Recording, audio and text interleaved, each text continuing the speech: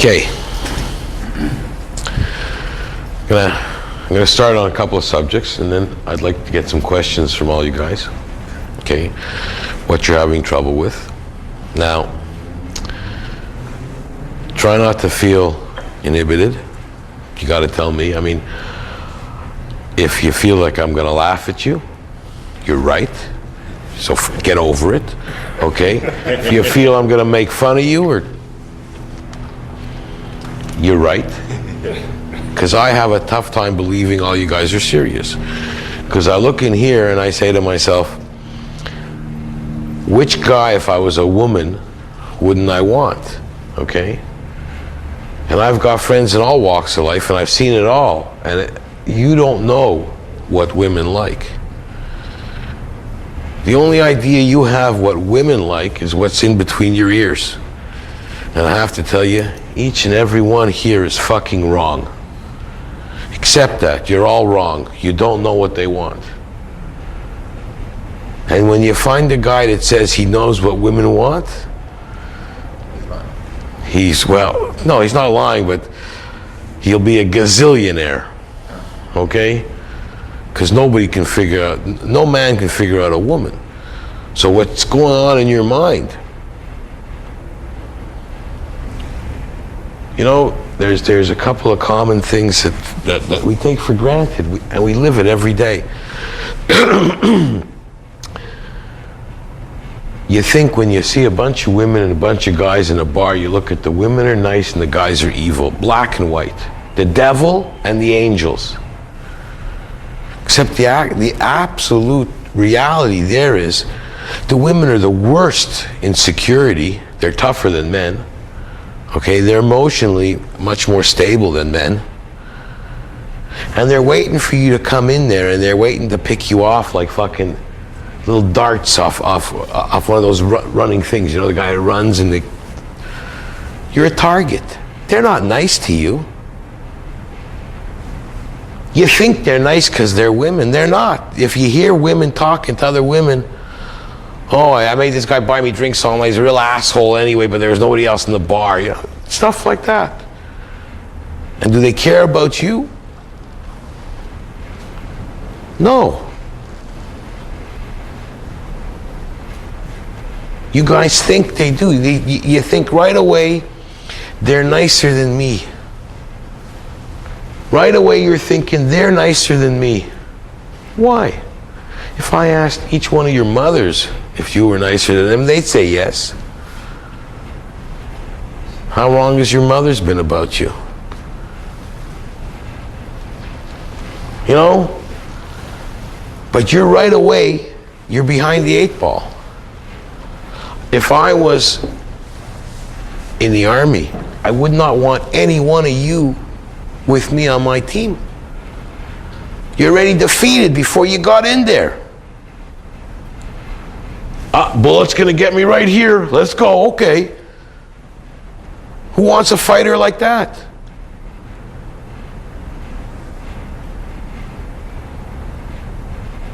I can't understand why you guys can't get laid as much as you want to.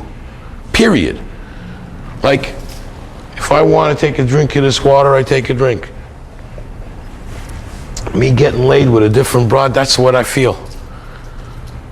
Anywhere I go, if I look at something I like.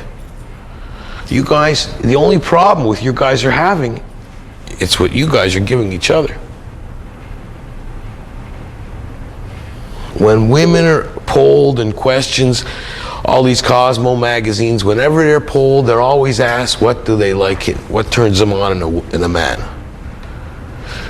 One thing that's always there is sense of humor.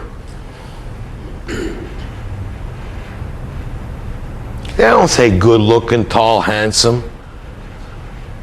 Because a thinking person knows that the reality, when you go out with a fantastic looking woman, after you get over that she's so great looking, after you get over making all your friends jealous and eating their heart out, what else is there? After that, okay, it's fabulous. It's a great feeling. You went out with a gorgeous model, boom looking broad. What do you do the next day? She's just great looking. She's probably like shit in bed. Okay? No, I tell you something. Sometimes when a broad's got her head down between your legs and sucking your dick, you really don't give a fuck how good her face looks.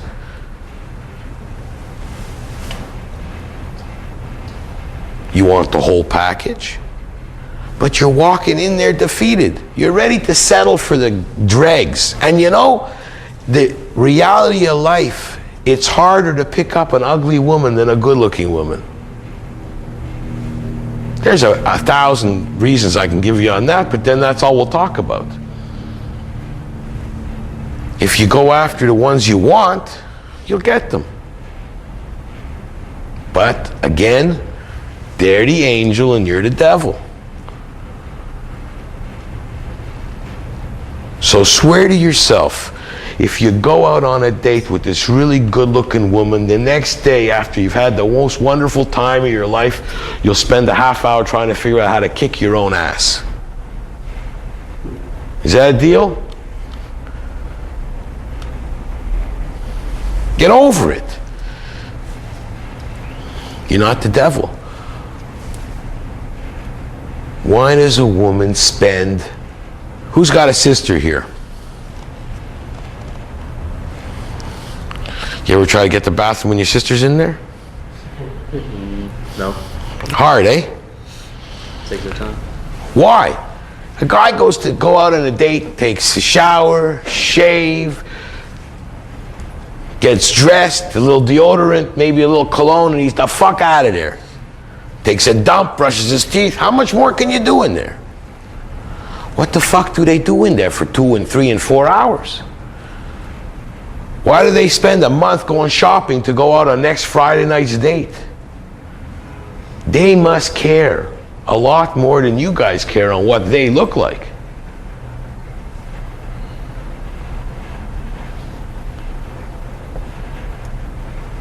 You can't forget that. They spend a lifetime preparing to get laid. And then when they're out there, they go to you like, what are we chasing? We're chasing that fucking pussy like that. That's all you're chasing. Those really good-looking girls, you know? Really good-looking girls, sometimes they stink worse than fish. It's like, it's not fair in this world, you know?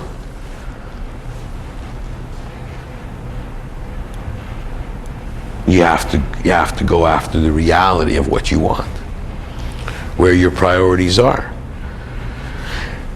There's certain things that you have to listen to statistics to understand. There are more women out there than men. Fact. Who disagrees with that? There is more women on this planet than men.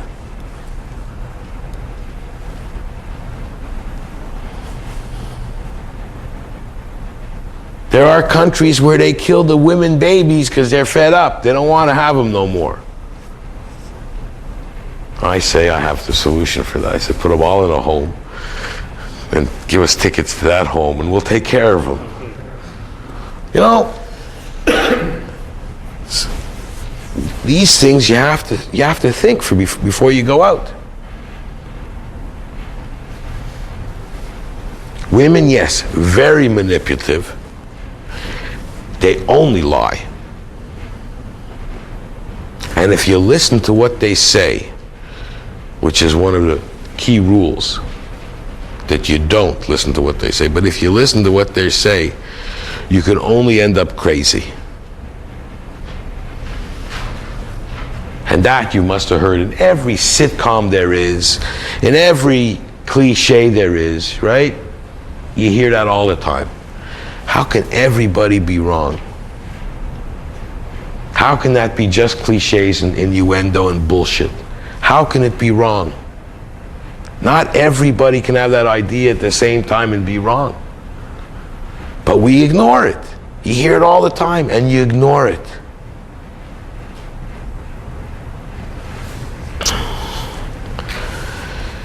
The situation here is, I'd say that, you know, I made a list of a couple of things that I figured you guys are having trouble with. And then I made pick up and seduction techniques to make a woman want you. Now, we can go on all these kind of things. Now, it's like, when I say a woman wanting you, you're looking at the woman and you have a lot of thoughts and problems going. You're thinking of what she's gonna want. Am I the right guy for her? You're not thinking of how to get her. So you think about that when you go out, but you leave that at home. It's a mission. You guys are soldiers. It's not against your moral to fulfill my mission, getting laid. It's not like you're having a conflict if I say go kill babies. It's not like that, right? It's a mission, it's a fair mission, it's a tactical maneuver. You're here in a briefing room. Do your fucking job, do your duty. Don't think of anything else.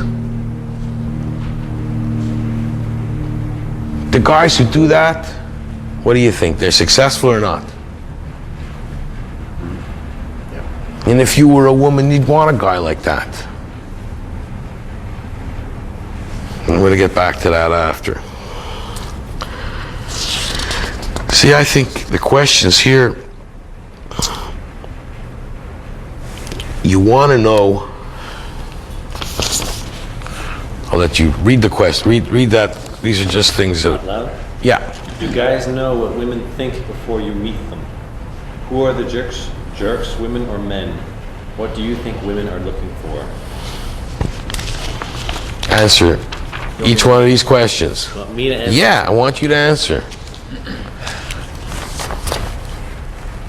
Do guys know what women think before you meet them? You mean what women are thinking before you What do you think when you're going out, when you see a woman? What do you want to think? approach her, yeah. Yeah, when you approach her. As she's looking at me or some other guy, she's thinking, all right, he wants to pick me up. That's what you think. Okay, stop right there. Okay.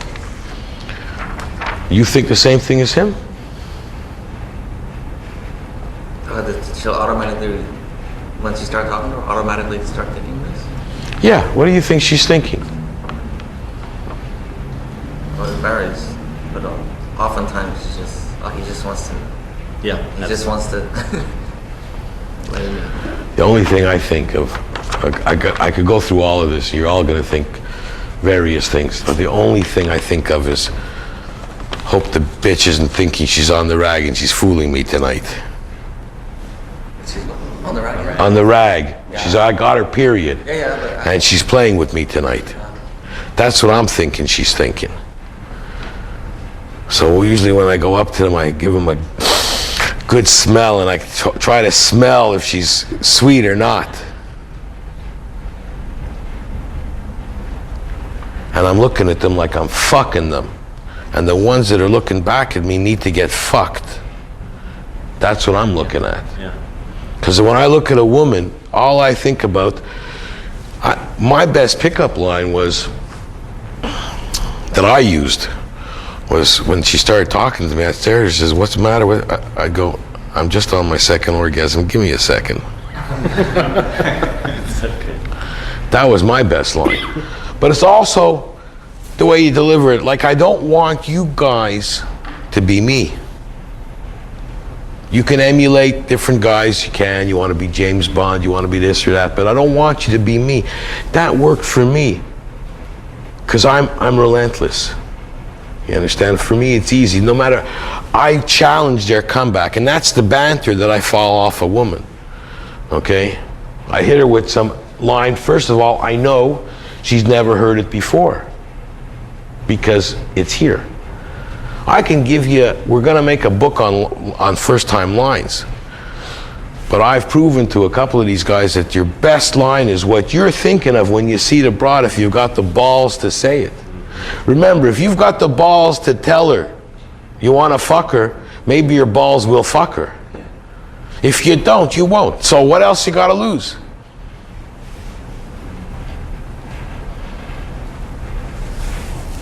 Now,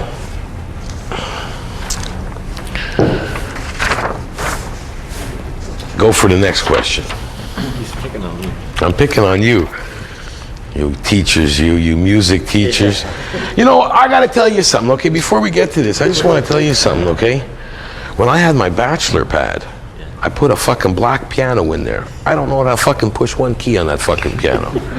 Because I figured right away, broad comes in and sees a piano, she knows I'm not a pervert if I can play the piano. Very good. But she was wrong. Okay, I got a piano for, this guy's a piano teacher with a fucking grand piano. I wouldn't have time to come and listen to me. You need a slap. Okay, go to the next one. Who are the jerks, women or men? Okay.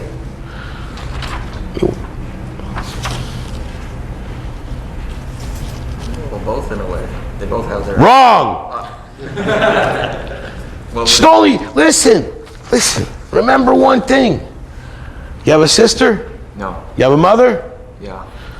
Okay, you only have to remember one thing. Other than your mother, every other woman on this planet's a slut. Okay, I've heard that. Yeah. That's right. You have a mother and a sister? Yeah. 2 women. And his mom. Okay. I have a sister, but it's only one, in my mind it's only one. My mother. That's just like, she's married twice. Your sister. Yeah, so she's a slut. What do you think? I had a friend when I was young, and he used to say, I'm only going to prostitutes. I said, what are you talking about? He goes, every woman's a hooker. Do they hook you or you hook them? That's a very debatable question. I'm not going to even give my opinion on that.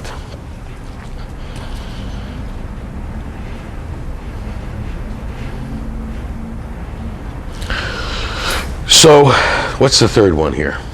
What do you think women are looking for? Okay, what do you think they're looking for? Well, when I put the question to the women and give them... No, give me what you're thinking. I don't want a survey. What do you think they're looking for? They want to be swept off their feet. Okay, that's what you think. Yeah. Okay? What do you think they're looking for? Same thing? Something else? What do you think? Security. Security.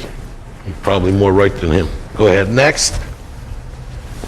You, what do you think they're looking for? I think they're looking for a man who can be himself and lead the way. The women who are looking for a man, you're right, they're looking for a man.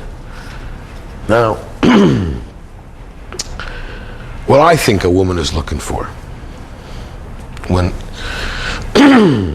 one is confidence in a person, feeling good with the person they're with, okay? 2, they want a strong person, mentally and physically, right? 3, they want to feel safe with the man they're with.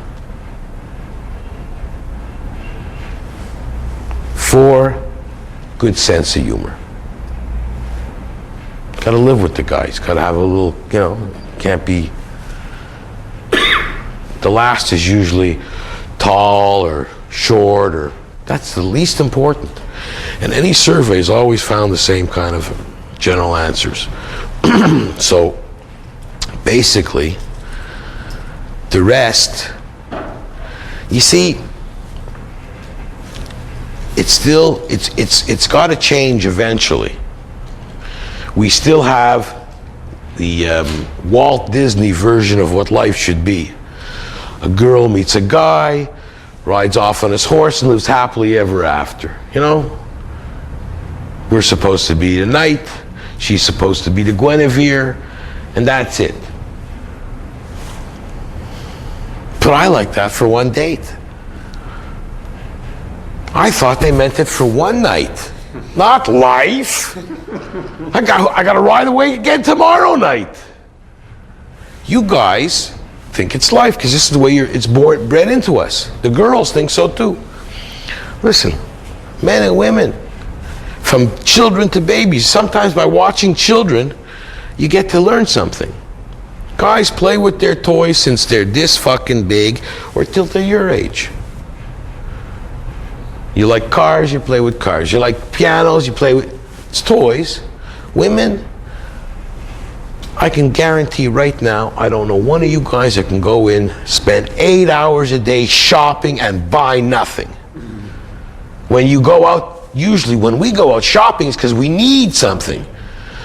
And I don't know one guy who will go 8 hours. You'll buy it just to get the fuck out of shopping already. Now, how many women could go 8 hours and not buy dick? It's normal. I went shopping. What'd you buy? Nothing. I didn't see anything I liked. The fuck? 8 hours you went shopping? How are you going to try to think like them?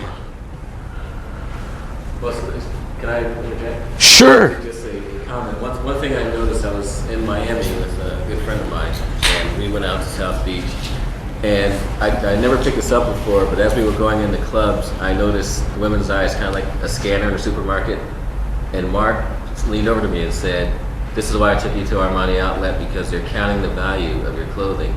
They're in the shops, they memorize all the prices, they know how much that sweater is, they know how much the pants are, they know how much the shoes are." And I wouldn't be surprised. You know what? They know a lot more of fashion and stuff like that. You know, you can't keep up to that because it's not. First of all, it doesn't interest me. You understand? I don't give a shit. I'm just like every other guy. If that fucking pair of underwear has a rip, but those are my comfortable pair, I want to fucking wear them.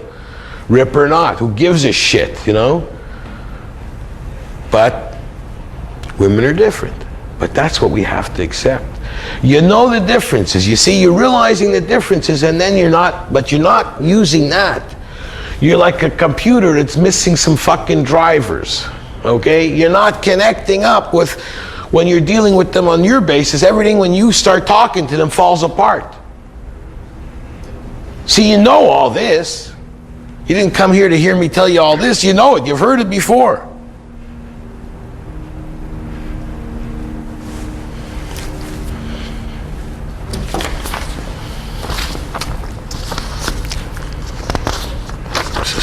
Yeah. Not picking on him, but I'll pick on you in a minute. You know what? Let me pick on somebody in the second row, and I'll come back to pick on. I'll pick on all you. Try equally, okay? You, I'll pick on plenty later. what's happening, sir? Good. How are you? Are you his buddies? Yeah.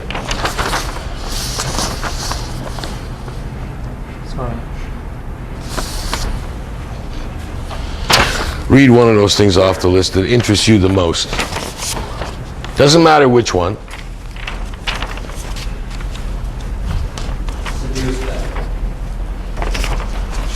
Aha! That's an important one. You want me to list them all out? No, we'll talk on that one first. You want to seduce them? What's been happening with you? I've had friends with privileges, several. Are you getting in there more? Oh, yes. Okay. You having trouble getting him into bed? Some of them, yes. So always some of them. That you know what? Remember one thing, that the ones you're having trouble getting into bed, it's the ones who realize you're having trouble getting him into bed. Right? Yeah. So I work it like this. You have to give yourself a rule of thumb, because you can't go every single time and waste your time with something that's not working. So usually I tell them like this: 3 strikes and you're out. And if they're giving me a tough time to get them into bed, tell them, you're giving me a tough time getting into bed. What do you think you want a woman? What do you want a woman for? Your back gets itchy a lot? I want to get laid, and I want to... You need her to cook for you? You need her to cook for you? No. You give a fuck what book she read. Can she help you with your homework? No, but can she help you with your homework? No. But really, at your stage of life, you're a student. What you really need them for is a little tension release, right? Yeah. Don't waste your time with them. Tell them. You'll find out by doing that, it'll make things a lot faster and easier. And if you get a reputation that you're a prick, you'll get laid more often. You tell them, at least I'm an honest prick. You understand? That's, you're having trouble seducing them, because a lot of you guys might not know, I've talked to Ryan before, and he has told me, we'll get back to you later too, he's told me I helped him a bit. Is that right? Yeah. Okay. What's your name? Isaac? Isaac. Yours? Daniel. Daniel. Daniel. Daniel Isaac. Okay. I like those names. Yeah. I was just at a friend's house, and I told him that I would call him a pussy because he's a real pussy, you know. See, this is another thing. I have a friend, he's a real good-looking guy, eh? Whenever we're out, the women are attracted to him like glue. Not interested. See, his life like fucking sick. Here you got guys who would take any woman. This guy, he doesn't want. They fall on him, he don't want. Is he gay? No, he's married to a very good-looking girl. Okay, they're just gonna have a baby now. They got married down the hall from here 6 months ago. It's like it was Woody Allen. What's wrong? Wrong one I took. I think. Where's that list? What about here? Yeah. Is it a bit like I've never belonged to a club that would have me as a member? Is it similar to that thinking? No, it's just, you know what? You set yourself a goal what you want out of life. Really. I did not want to have kids when I was young. I got married 7 years ago. And I have a 7-year-old and a 2-year-old. Because now I got the patience for the kids. You didn't before. I didn't want it before. I was having too much fun. My wife, I'm gonna pick on you next, so you hold that for that, okay? My wife, when she met me, I had some friends who always wanted to teach me a lesson, because every girl I used to go out with wanted to marry me. So she says, they said, fix me up with this ball-busting broad.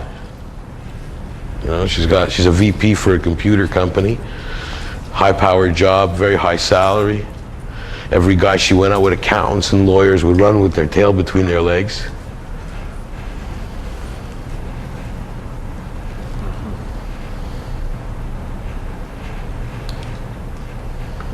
When she told me who she'd gone out with, I said, I'm a wimpy guy like that too. I'm going to be so scared when I meet you. When I got over to the house, she says, I said, you have to ask me the first thing if I'm nervous. So I came to the door with a rose and a pizza. I stopped by a little pizza place, said, give me the smallest, cheapest pizza you got. Picked up the pizza and I picked up a rose, got to her door, and I said, because I hadn't seen her, I only talked to her on the phone. I says, oh, you can keep the rose. We'll snack on the pizza. She says, you always bring a pizza on your day? I said, no, if it would have been the other way around, I would have said, I'm making some deliveries. Did you order pizza?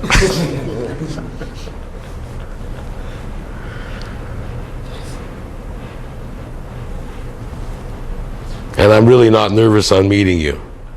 She was shaking all fucking night. Because I don't give a fuck what they think. I don't care what they think. If they're not thinking the way I'm thinking, I'll educate them. See, Ryan's afraid to tell them. He wants to get laid.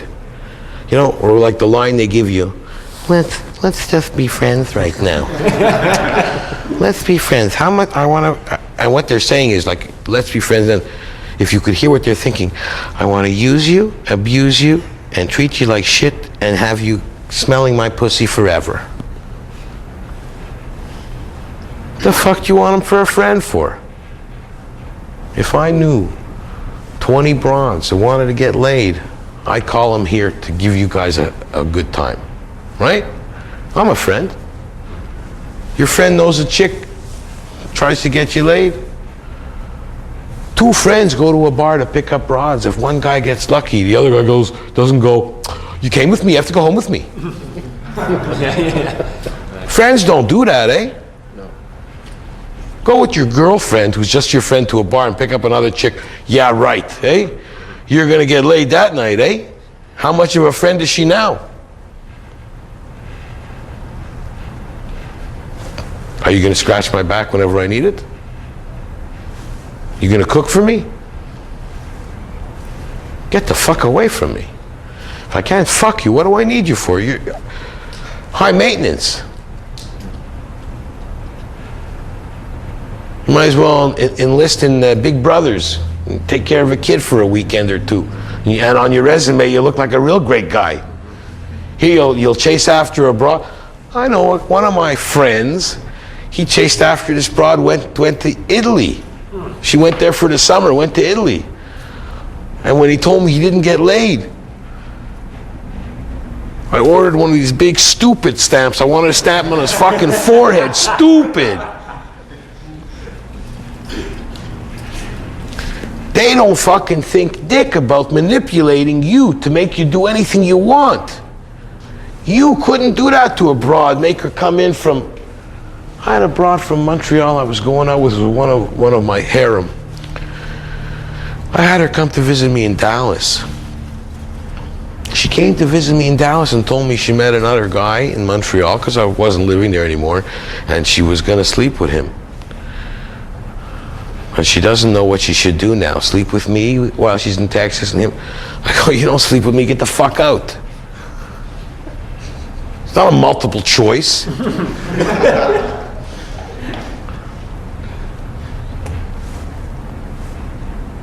Oh, I could make an exception. You see, I have to admit, I could make an exception. If I bring another broad and she only wants to fuck the broad there while I'm watching her together, I will make that exception. Other than that, what are you doing? How far do you guys want to go? What are you looking for? If you're looking for, like I said, if you're looking for a relationship, if you decided at this stage, I want to get married and settle down, all depends what you want. Are you want to be the monkey on the string for this woman? Because you're typical, perfect monkey material. Because you guys think you're desperate.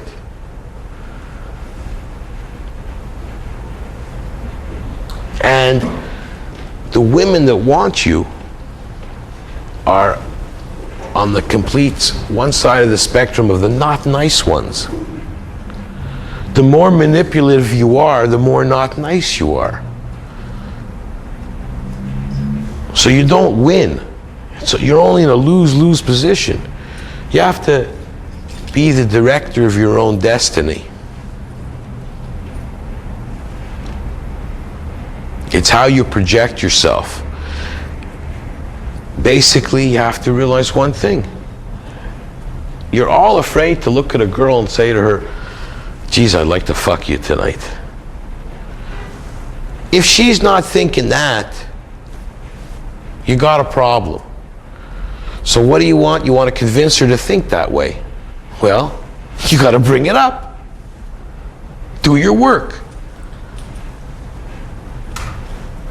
Suggestive, innuendo. I can be more direct. I can do stuff. I can get girls. You see, I have one friend, I don't want to mention his name. Oh, sorry, okay, Cliff? He has the worst time getting him back, keeping him. He gets him, and then they wiggle away.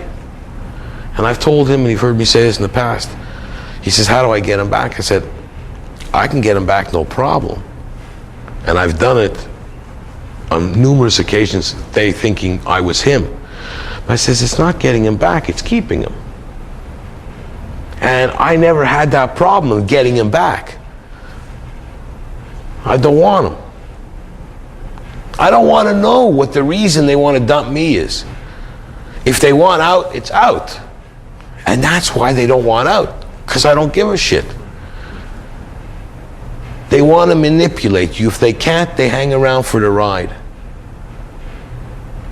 I got so many times, my wife knew I had 4 other women that I was seeing on a steady basis.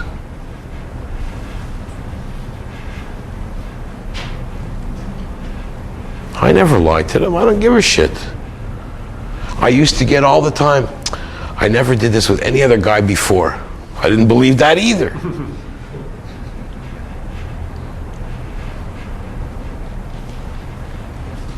What do I want you for if you're a woman? I own a back scratcher. I'm a better cook than most of them.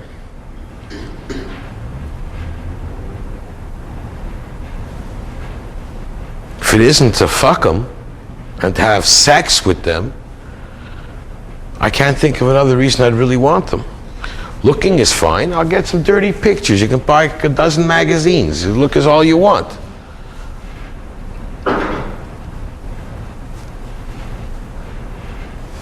You got to remember, stay focused.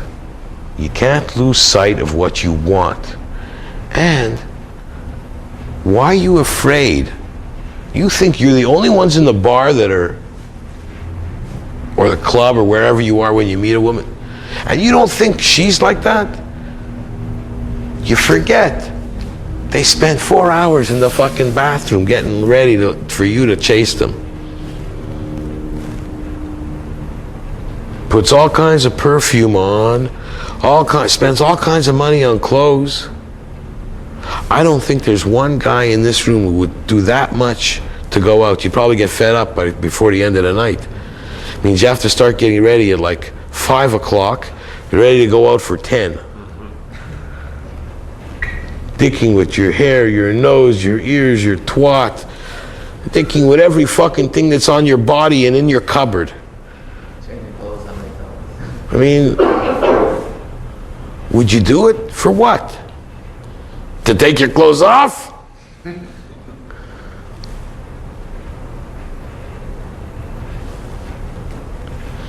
You gotta ask yourself, if she's doing all that, she must want me.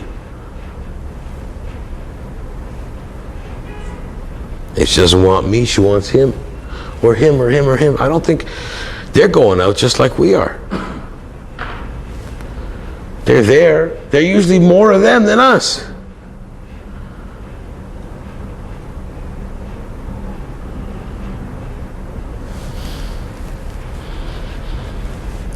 And it's proven that what you think is good looking, if you do have a girlfriend, okay, which is very rare, a girl you can be friends with and talk openly. I had one girlfriend like that, this French-Canadian girl, and she was a real friend. She used to fix me up with all her friends.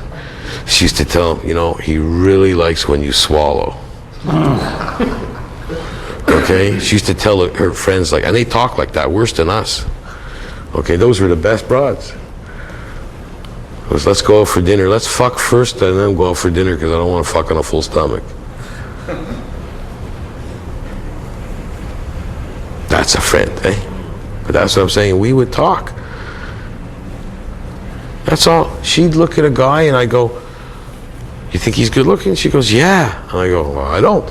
And then she'd look at this girl and I'd say, oh, I like her. She goes, oh no, I don't like this. And the girl, she says, oh, she's really good looking? I didn't turn me on. I mean, beauty's in the eyes of the beholder, okay?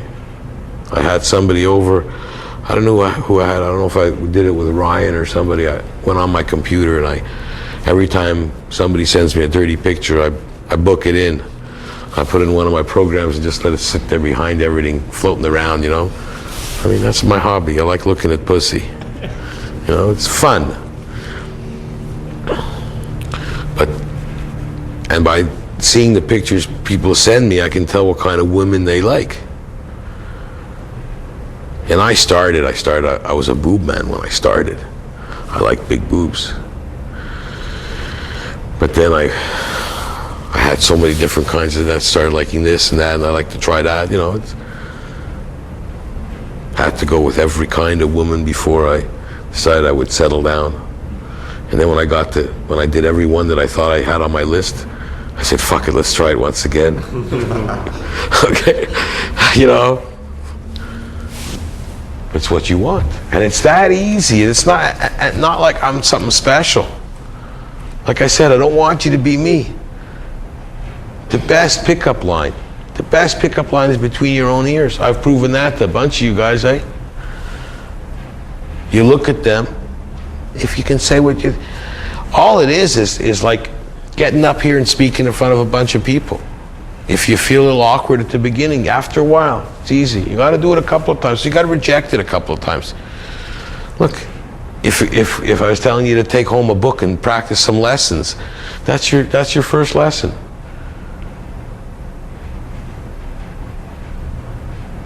It's the confidence you guys need in yourselves, and it's a hard thing for me. It's easy for me to say have confidence in yourself if there's a lot of reasons why you don't. And it's not hard for rejection. Look, I had a friend, this guy, when we were in high school, he was like a guy in the football team.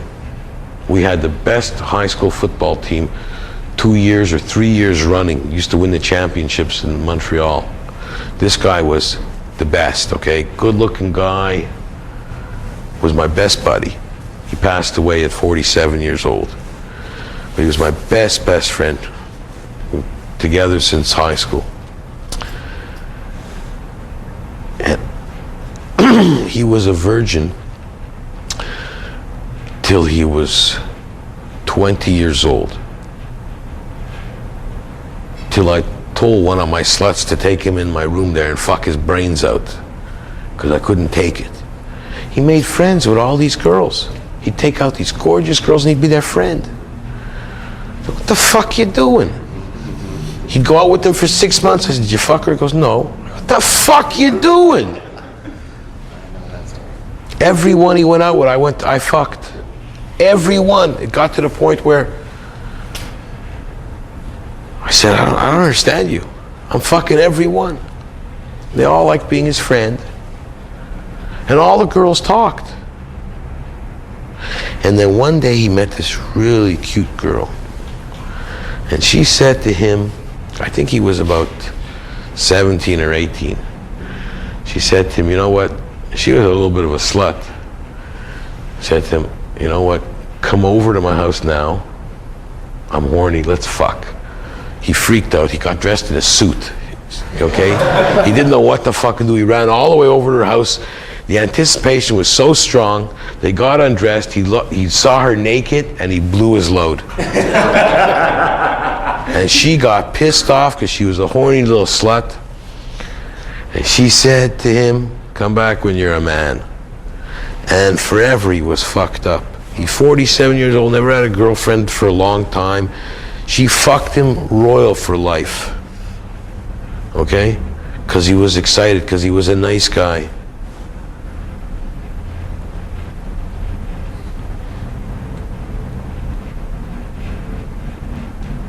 Every girl he went out with another friend of mine in Toronto. He went out with her for 10 years, on and off, okay? She got married in between there to another guy, got divorced from him, went back with this guy, okay? And then she got married actually to 2 guys in between him, back and forth. And I said, you don't think she's playing with you? What do you think? Didn't give a shit. He was a sweetheart of a guy. You know, like give you the shirt off his back. If you'd call him up, I need you here now, 10 minutes, and he was doing something, he'd stop what he was doing to help you out. But that's it. So I saw a guy go through a lifetime of abuse by women. He was the nice guy. They always talked about, oh, he's such a nice guy. He's such a nice guy. He's such a nice guy, why aren't they treating him nice? Because they don't like a nice guy. And if you're a nice guy, I think they like him in a context of a friend, but they do not like him in a romantic. You see, you might say that. I don't know if any one guy here would abuse somebody and lead him on. Because that guy always thought he's going to get laid to her. And she always thought, never. What do you think? So, who cares? You see, again, you're thinking what she's going to think. Oh, they like this guy in a different context. Who gives a fuck what they think? Because they don't think the right thing, as far as I'm concerned. You got to think for yourself, not for them. They're wrong. They're not nice. They're not nice. It's not when you go out and you see a woman is nice and the man is bad. That's what we get to think. Little boys are made of snakes and you know, and girls are sugar and spice. Wrong, fucking wrong. I'll prove it 1,000 times over. That all you guys should feel it.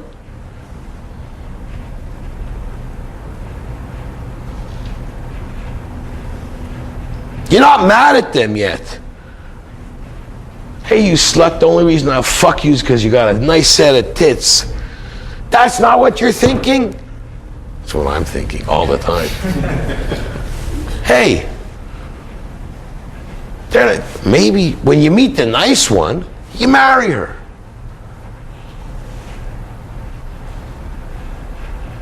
It's not their choice.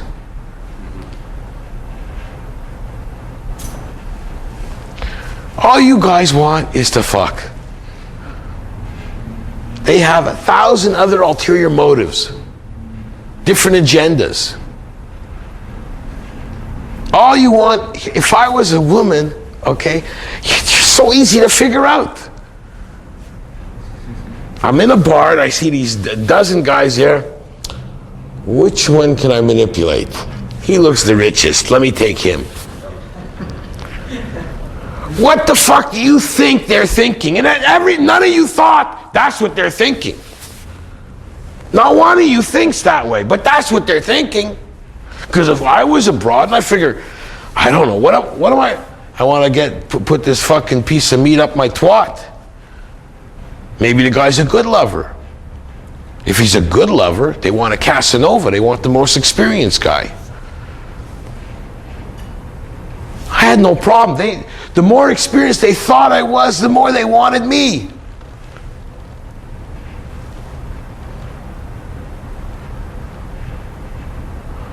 Yeah, they don't want the guy who's going to get shaking and blow his load before, but that comes with practice. If you tell me you blew your load and you didn't perform well, I says practice, practice, practice, practice. I could hold myself till the fucking broad has an orgasm first, and I've heard 1,000 times, oh, you made me orgasm. Hey, what business you in? I'm a translator. Translator. Yeah. You know what language to what language? French, English, German, Spanish, Portuguese. You know these languages well, eh? You do translation. Yeah. How good a translator would you be if you knew those languages as well as, let's say, I knew them? Yeah. Very good. You're going out to fuck women. Yeah. Read a couple of books on them. You don't have to buy them. Go to the library. How to Please a Woman. Where the sensitive spots are. That's a perfect line. You know, I went to the library yesterday and I got a book on how to please women, and I want to practice tonight. I have some homework to do. Will you come out with me? What's wrong with that for a line? You know, I was in the hot tub at my condo, and I had that book, Michael Morgenstern's How to Make Love to a Woman. This Japanese girl gets in, sitting across from me, sees the title on the spine of the book, get up to the jet next to me and starts getting off, masturbating with the water jet. No. And then I just drop What did you the do? water and say, I could do a much better job than that water jet. But I've got to get a new copy of the book now. It's totally water soaked. So did you do her? Yeah. And it was funny because apparently the sound carries from where the hot tub was. Listen, any guy passing is gonna go like this to you, okay? Any girl passing is gonna go, oh, he must be good. You think, oh, that's disgusting. If you think it's disgusting, keep passing. No, the lifeguard there was this 16-year-old, or not 16, a college girl who was like flirting with me after we got out of the hot tub. She was probably 18 or 19, hopefully. I might still be there. I might still be in that hot tub. Get a fucking small little burner and a coffee maker and plant a couple of flags and live there forever. But that's what I'm saying to you. The girls want to have fun. I can't believe that, they're all stupid. A lot of very intelligent women out there. And they have their own way of attracting men. 99% of the time, it's from looks.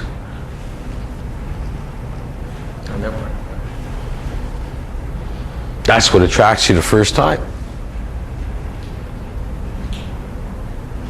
I know guys who are very particular. Oh, I won't go out with that, won't go out with that. I was like that at the beginning. I like big-chested women, and like right now, to get onto my own porno library of pictures of women, I have to see the pussy and the two tits. Otherwise, side angles, no, I gotta see it all. Okay, because it's my new kick right now.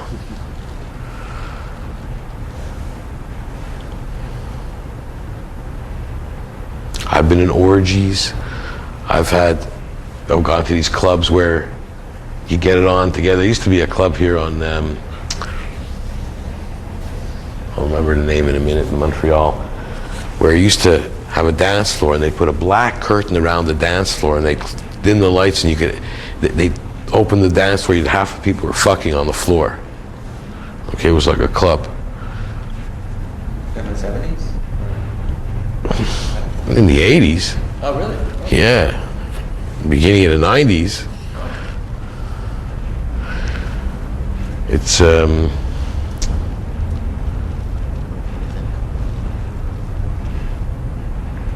Masson Street. It was on Masson Street. Yeah, well, they love to have fun. I mean, listen, it just fucking can't be just good for the guy. Do you know? Let me ask you something. A lot of you guys don't realize the female orgasm. Okay, they enjoy it more than men when they orgasm. It's not like a guy. Okay, you have to talk to women. I mean, I could tell you all about it, but we can't feel that. You blow your load, you feel good, you're a little tired, and it's over. A woman, it lasts a few days. And usually women don't have an orgasm with a guy on the first night.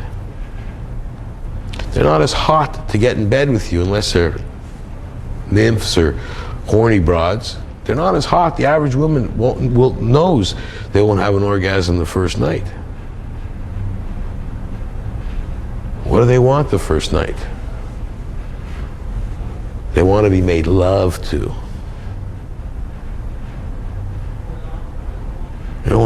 The girls who were the toughest, who, in my mind, I knew if we get into the subject of sex, they'd come up with, well, I don't do anything the first night. I used to know, because I could feel what they were going to say to me, and I would say to them, you turn me on so much that the first night I would just hold you.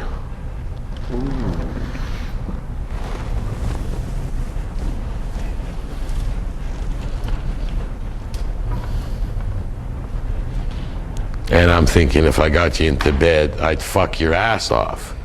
There's no way after I'm in that bed I wouldn't fuck her.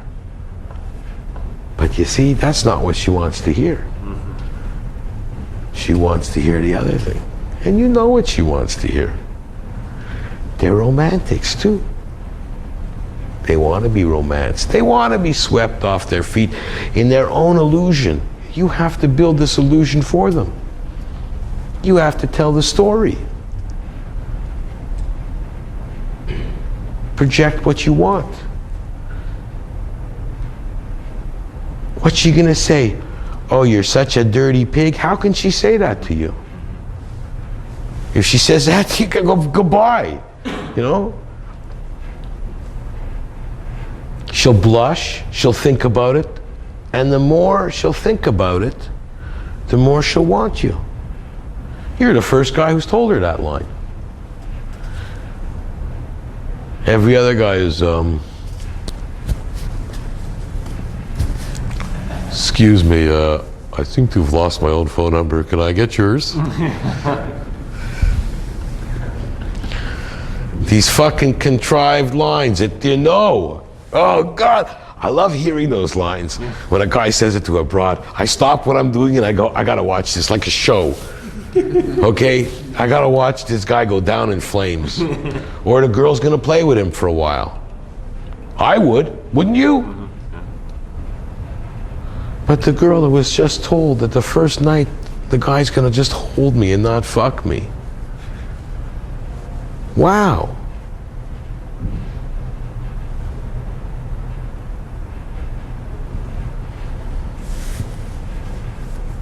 You look at her, see if she's got a nice long neck, you look at her and you go, girls with long necks, I'd go like that. Know what I'm looking at? I go, just why are you looking at my neck? What I could do to that neck, you would never believe. Oh.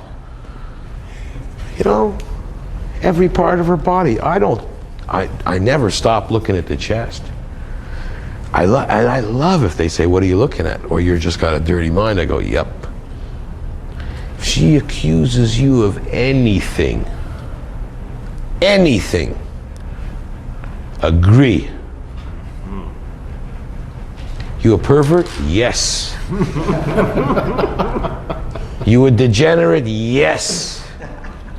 You only want one thing out of me? Yes. Think of a question you could ask me that I don't want to answer yes to.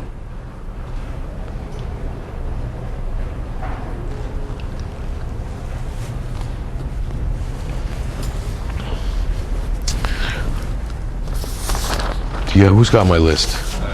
You read another one off the list that interests you, that you're having trouble with. What is approaching a woman? What?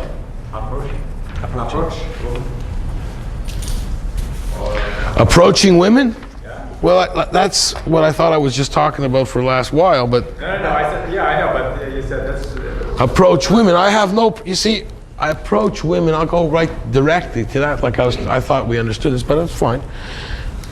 That's how I approach a woman. Yeah, I know, but the question is, everyone is having this attitude. But yes, look, what are you different than him or me or them? What's the difference in you? Why should they talk to you? Why should they want to talk to you? You don't speak all that clearly anyway. I had to ask you twice. Why should they want to talk to you? You have trouble approaching women. Why don't you go over to a woman, the first thing you say to her is, I really like you, but I have trouble approaching you. What's she gonna say to you? Get away from me? No, she's gonna say, wow, I never heard that before. Me, I look at a woman, I don't have trouble approaching them, but usually when I want to start talking to them, I fucked them once in my mind already, and then I start talking on what I like the best about them.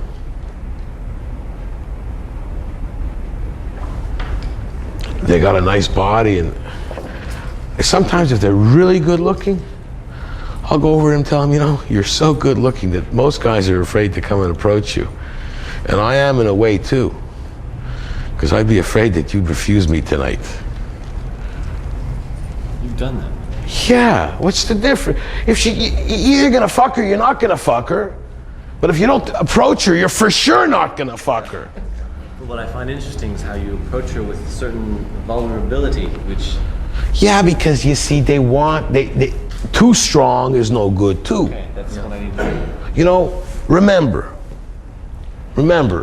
men The way they started to approach women, I believe, was the right way. Knock on the head, pull them, motherfucker, get down there. I used to make a joke with them, and I used to say, you know what? I was 38 years old before I found out a woman's ears were for hearing. They weren't handles? Fuck, am I an idiot? And I make another joke. What's the nicest thing a woman can say to you? Whoa, whoa, whoa, whoa, whoa, whoa, whoa. That's the nicest thing she can say to me. Do I really want to hear anything else? I have 2 basic rules. And now when I'm going to tell you the rules, and the reason I haven't told you these rules yet is because if I would have said them at the beginning, you would have had the right to probably walk out and go, this fucking guy's crazy. But the more I talk to you, the more you'll find out that these rules are the only rules that matter. And there's not 30 rules, you don't have to write them on your arm. You have to understand them, you have to live them. Rule number 1, and I don't make a lot of rules. Okay, anybody who understands these rules will be successful. Period. Rule number 1, who cares what they say? Period. Rule number 2, as important as rule number 1, considering there only are 2 rules.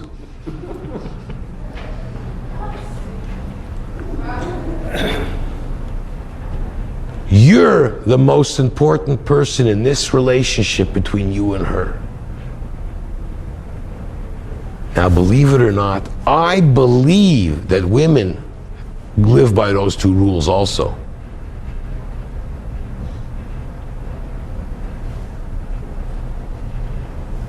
I'm not telling you to hurt them, hit them, manhandle them. I never liked really rough sex, you know. I had a girlfriend once who made me squeeze her tits till there was like marks in them, and I was always so paranoid that, Christ, she calls the cop and says, look what he did to me, and I'll go, I don't want to, you know, I'm a lover, I don't want to abuse them. And I had a friend of mine who just loved to just come in their face and slap them after. He lives in California. It was his turn on. I wasn't into that. And I had another one who liked to get into the S&M and the... Today it's a dangerous society. You have to be careful. You could get, you know... I had another guy that called me and we were talking on the phone for a while. One of the guys, Clifford, was telling me, is he here, Clifford? Hey? He started telling me about the woman, and I told him after me, I go, hello? Stop what you're doing. Stop. Don't look at her again. He was stalking her. I think I mentioned it. Yeah, he was stalking her. I says, what kind of advice can I give you? I would never stalk a woman. You want her back, but she changed your phone number and told you never to call her again. Hello? Go on. He sent her a letter and the police responded. Stop, it's over. What do you want me to tell you to do? He's going to school someplace in Boston, and he's flying back on spring break to California. I says, is there any other reason you fly back to California? Do you have family there? You know, only to see her? He goes, yeah. I go, don't do it. And these are the guys you read about in the paper after doing crazy things. I mean, I don't go for that kind of stuff, and it's not that I'm an angel. I mean, yeah, I like a woman to be mine, okay? Yeah, I'm a male chauvinist pig, yeah. I like that kind of stuff. I like to be in control of the situation. And I do tell them during my relationship with them that every once in a while I like them to take the initiative and show me what they can do, okay, which they like. And my relationship is not a democracy.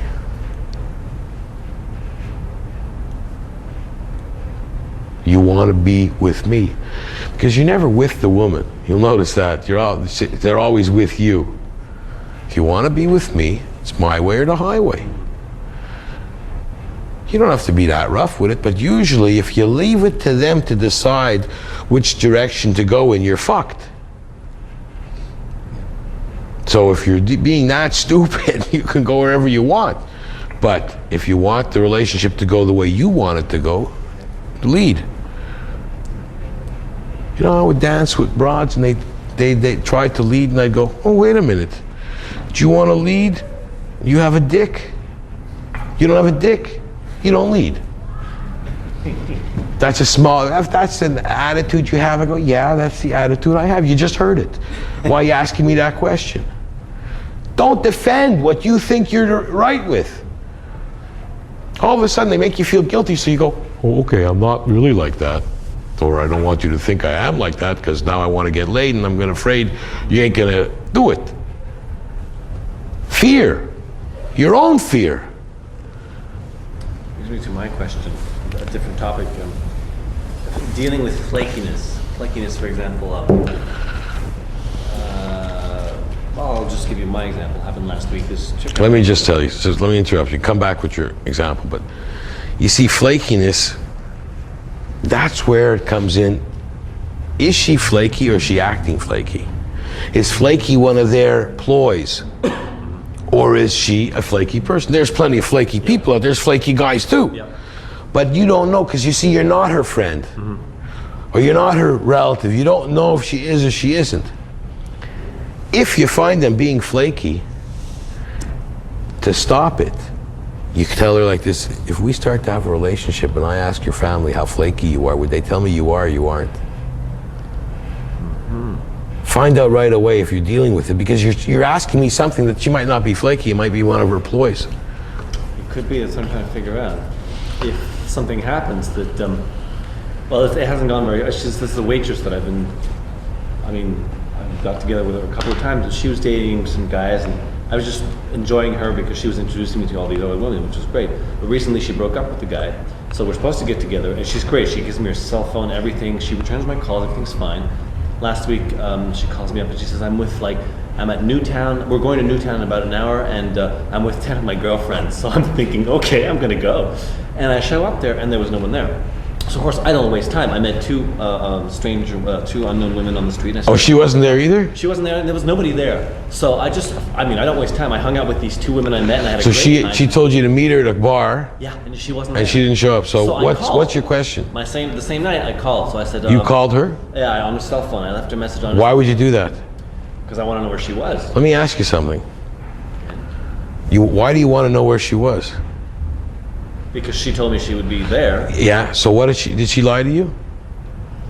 Either that or something. I don't know. What happened? What happened? You're thinking for her? You're defending her? Once again, that's it. What are you doing here? She fucked you, and you're trying to figure. Why did you fuck me? Hi. Why weren't you there? She wasn't there. Were you mistaken? Were you? Why weren't you there? I was really like, oh Jesus. I went there, but I picked up the other two women. But why weren't you there? Who the fuck cares? You don't call her again. You don't call her again. Don't talk to her again. You see her, you go. If I see her at the coffee shop, You embarrass her. You tell her, I don't think I would have treated you like you treated that's me. what I wanted to do. That's exactly what I wanted to do. That's all. But I wanted to ask you first. No, I would be mad. You disrespected me. That's it. Good. I'm glad we couldn't pursue a relationship. I don't like the kind of person you really are. Yep. What more do you want? That's great. That's exactly what I was going to do. Yeah. It's just, yeah. Because it's a coffee shop right next door, and I often run into her while I have another woman. Hey! Which is also good, too. Who did the terrible thing? She did. Right. You're probably going to be embarrassed to go see her? No. Walk in there. No. Walk in there and go, it's terrible what you did. I would never have done that to you. That's exactly what I wanted to do. Exactly. And if she starts to explain it, I don't want to hear your explanation. It's fact. Yeah, would you say something like, well, you could have called me. No, I don't. What? Cause she could have. What? We know what she could have done. Yeah. She knows what she could have done. She didn't do it, yeah. Who cares? What are you gonna? You're gonna teach her? You're a music teacher, and you want to teach her also. I have that tendency. Don't teach her. Right. She don't need. And if she needs to be taught, she'll call you. Can I get lesson number 101? Yeah. What are you gonna teach her? To be a decent person? Yeah. Forget it. That's what I'm telling you.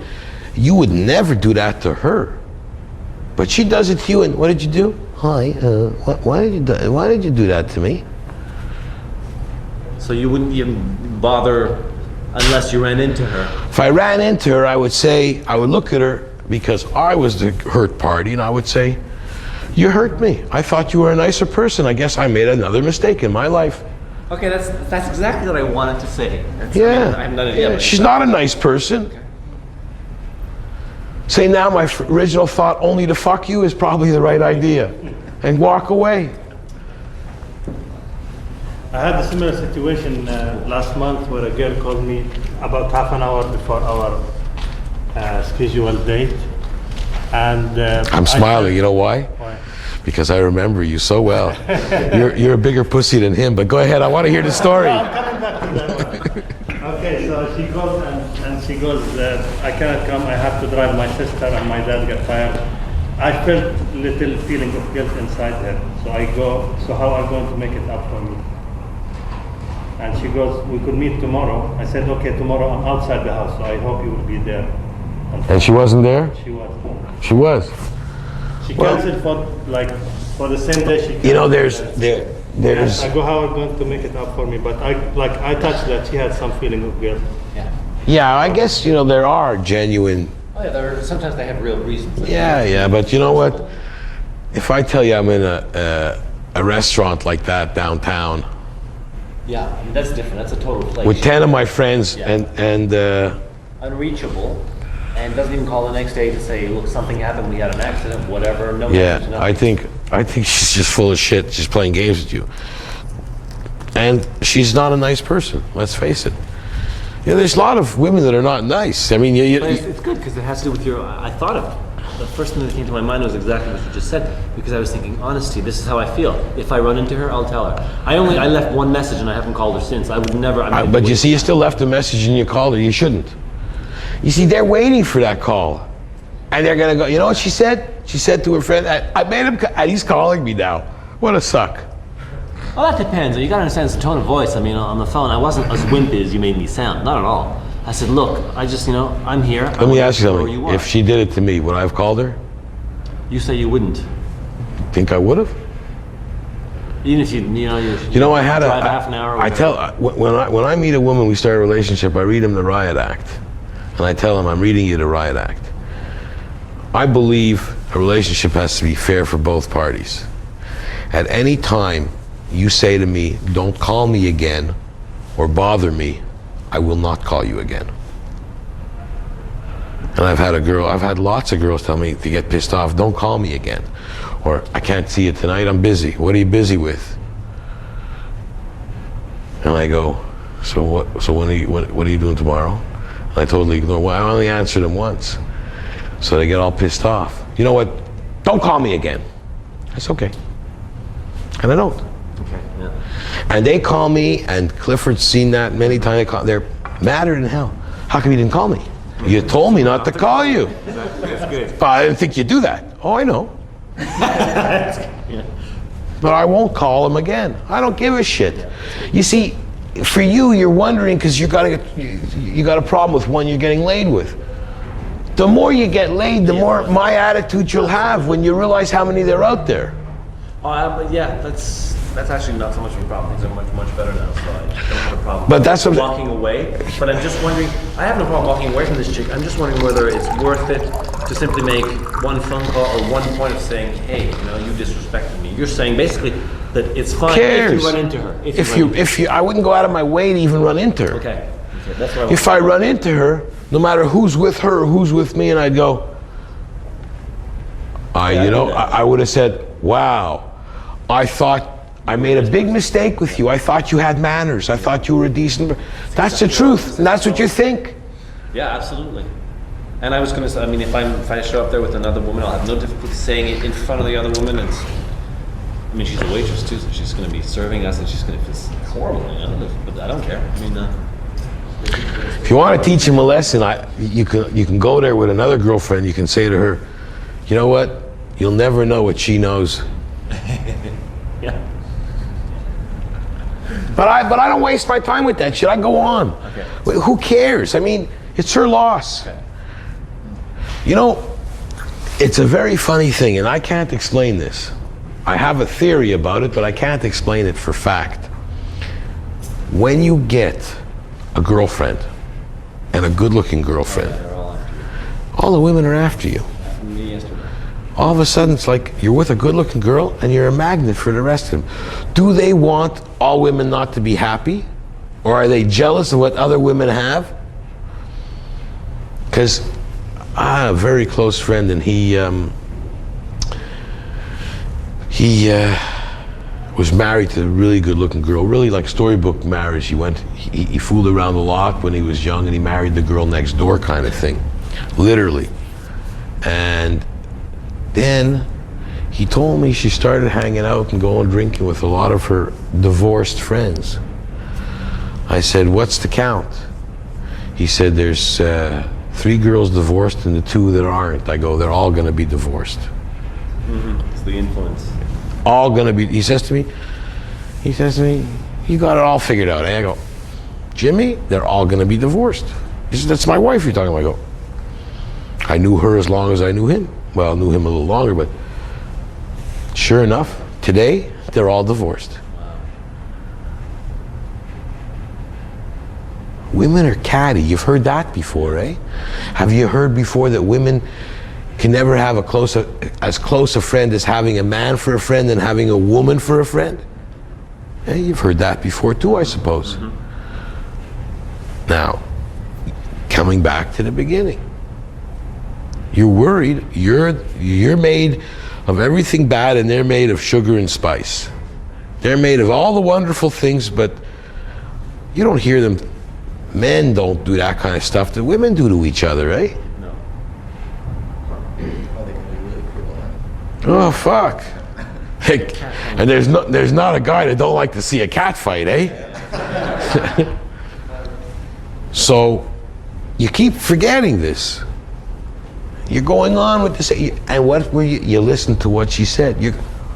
Why didn't you meet me then when you, hello? Okay, I get it. They're laughing at you. Yeah. You walk with pride. If you see her again, you tell her what she did. You can't be, you're not a jerk. Say, I'm not the jerk, you're the jerk. Whatever she can answer you back with. You wouldn't have done that to her. You don't want to see me. Don't tell me to meet you. Don't. If a guy did that to a girl, boy, would he be a piece of garbage, eh? Absolutely.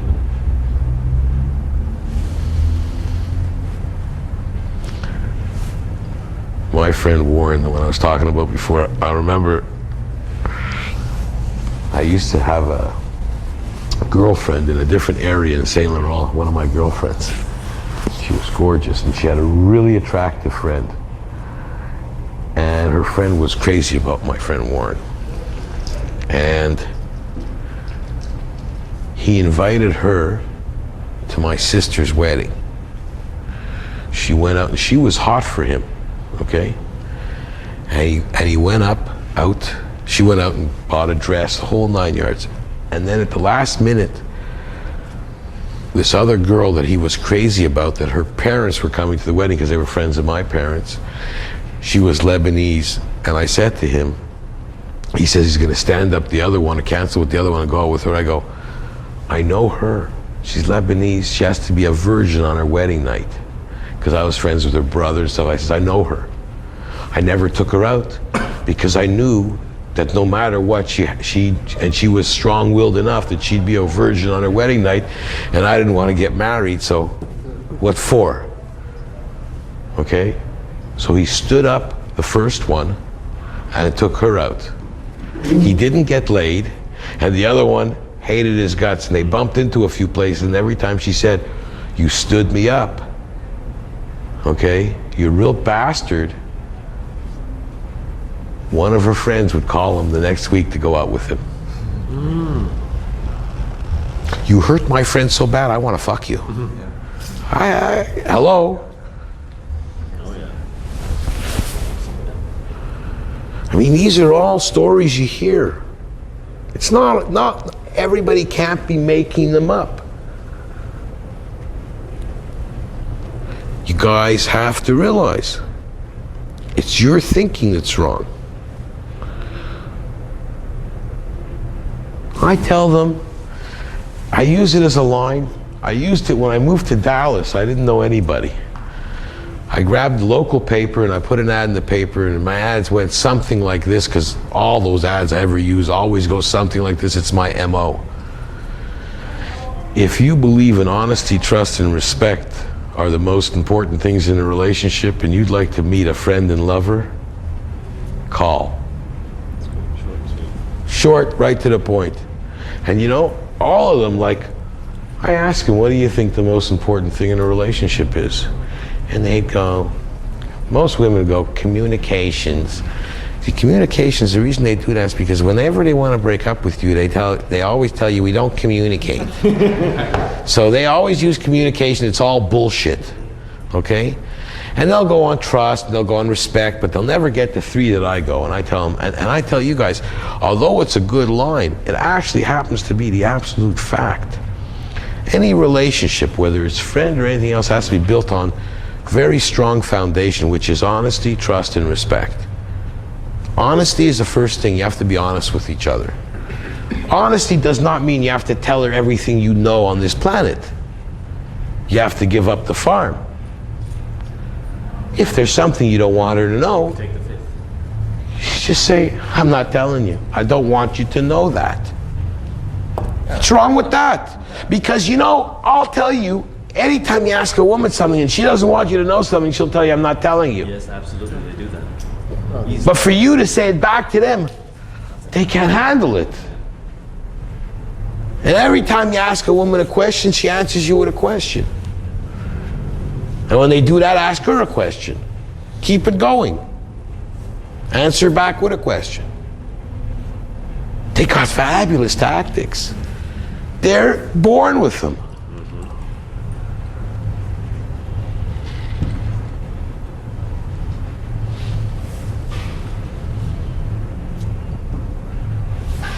That's honesty. Trust. There's degrees of trust, and how much trust can you have when you just met a person? So trust has to be earned. And you tell them that. And respect. Respect. There's only two kinds of respect, not more. There's fear. You respect something because you're afraid that it might hurt you or harm you. If I lift him up here, give him a baseball bat, which one of you guys are going to call him a nigger? Okay? What? That's respect, but that's fear. The other one is, you find out he's an astronaut. Oh, that's admiration. So there's only two kinds of respect. I say I'll take what I can get. That's all. But respect also has to be earned. She's got to know you.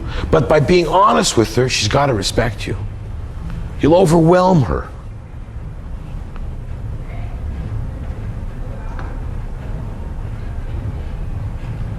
That's what they want.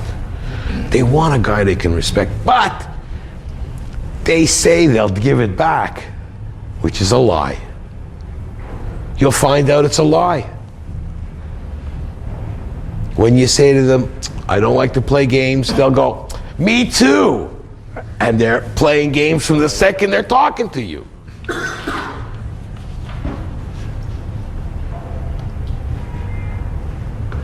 This is what you have to be armed with. I'm giving you your battle gear. You know, when you get dressed up combat, you get a helmet, you get a flak jacket, you get hand grenades.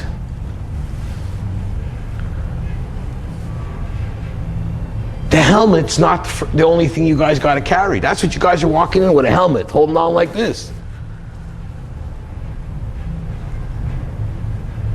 When you finish with me, you're going to be fucking Green Berets. You won't need a helmet.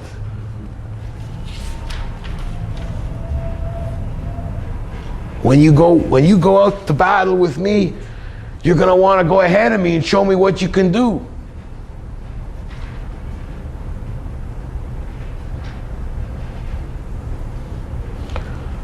didn't want to be a teacher. For over 30 years, my friend Cliff comes to me for advice. He tries to emulate me. His alter ego on those phone line things is David. He goes by the name of David. I got 5 or 6 friends going by the name of David. Okay? I don't want them to be me.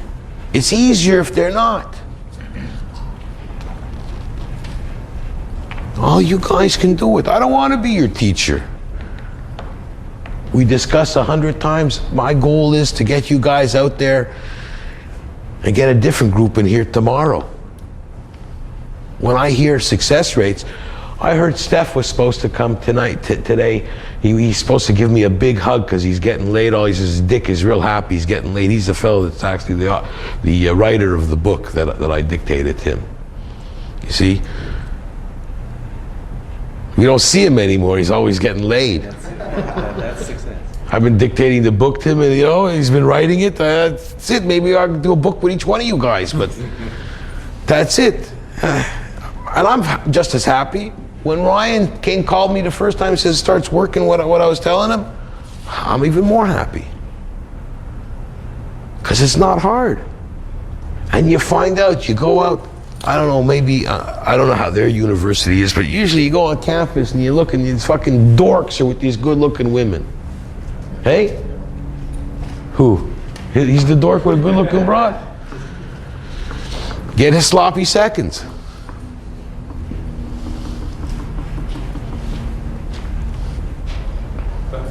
Excuse me, but you see, we don't want to be you, but we want to have this attitude that you have, and you learn it back. But the attitude is very simple. If you follow the 2 rules, you'll have the attitude. See, I'm not telling you there's 20 rules or 30 things to do. It's just 2 rules, but you have to live them. Everybody that's tried my attitude, okay, Clifford and it's worked. It's not, you don't realize it's easier than you think. It's like the guy you talk to about riding a bicycle. Once he starts riding that bicycle, oh boy, that was so easy. It's only hard because you guys think it's hard. If I had the power to really, when we hear about hypnosis, these guys, there are some people who give you a hypnosis thing and how to, pick up and hypnotize the broad. I don't need that. Depends on how you define hypnosis. If I was that good why would I teach you how to hypnotize the broad? If I was that good, I'd hypnotize each one of you guys to go ahead and do it. Okay, if it works. Because that's all it needs is your attitude change. Every time you get in trouble, it's because of the same. Ask yourself, did I listen to what she said? Here's a question. Sure. And we had this happen last night. Saw 3 girls together. We always travel in 3s for some reason. Start talking, 2 of them are latching onto me, and the 3rd one says, no, we don't want to talk to you. And the other 2 are still looking at me like, what are you going to say next? And the 3rd one was like, no, we're not talking to him. She actually said that? Yeah. Really? She said, we're not talking to him. Yeah. See, I would say like this to her, this is how to shut her up. Say, the last time a girl said that to me, she was the one I slept with. Oh. That's good. Dissipate her right away. She's the tough one, giving you the hardest time. You're flattering her right away. She won't know how to handle that. You know what? When you're in combat, you go after the objective.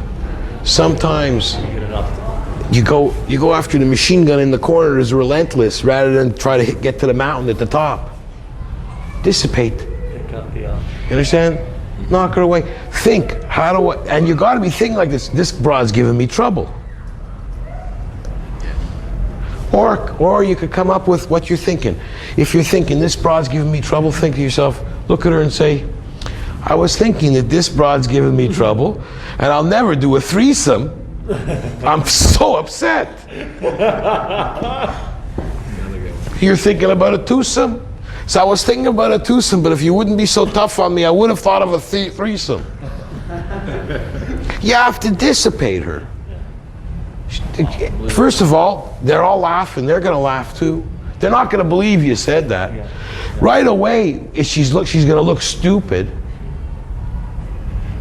You have to dissipate. You have to be, and when you're not nervous, okay, when you're not, listen, the best defense is an attack. If you go on the defense, when you're walking backward, you don't know there's a fucking table behind you and you fall. When you're walking forward, you see everything. Go forward. If you get a knock, duck. But don't run away and hide. 3 girls, listen. Which of these 3 girls doesn't have a lift if she goes home with me? Try that. Yeah, that's good. I like the first one though. But whatever one you like. I mean, she's the one who's going to give you your line. That's why I say you don't need to be armed with a line. What you're thinking. What you're thinking. And listen, you cannot be the only person or the only woman in the world that's thinking the same thing as you're thinking. If she's not out there to get laid, what is she out there for? And ask her that question. I'm not that kind of girl. Why are you here in a bar, spend 4 hours getting dressed up? Why are you here if you're not that kind of person? You meet him in the supermarket. I have different attitudes from meeting him in a supermarket or in a street or in a... It's different.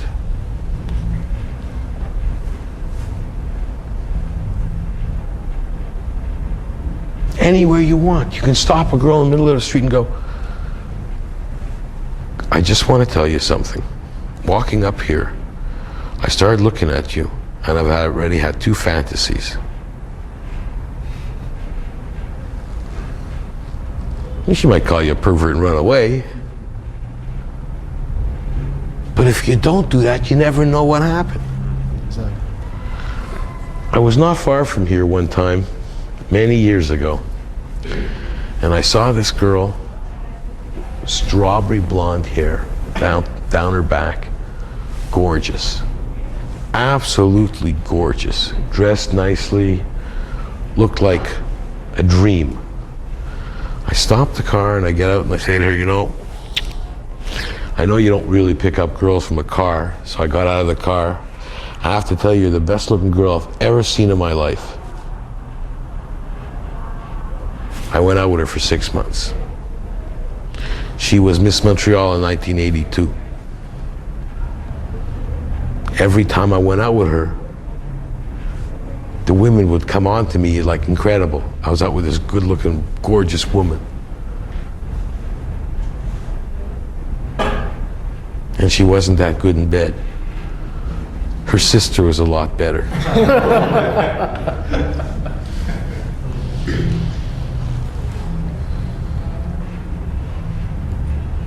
She told me things that I would never have believed. She said to me, she doesn't get hit on a lot. They're afraid to talk to her. I couldn't believe it. And all my friends, her tongue used to hang out when I used to walk into a room with her.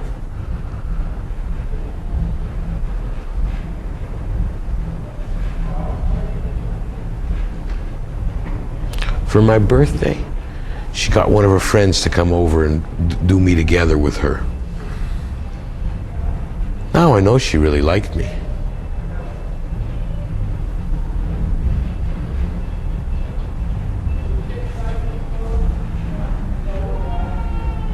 You can buy them all you want. You can buy them. When they come after you, it's so nice.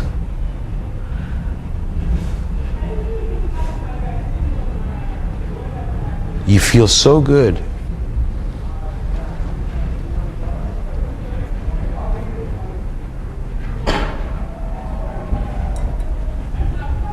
I mean, we dream for these things, and if you're lucky enough to live and have things like I've had,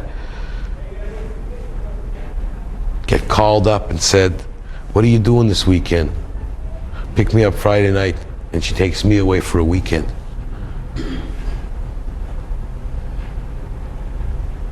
I had one called my secretary up and found out if I could take like 5 days off, and she took me to a resort for 5 days.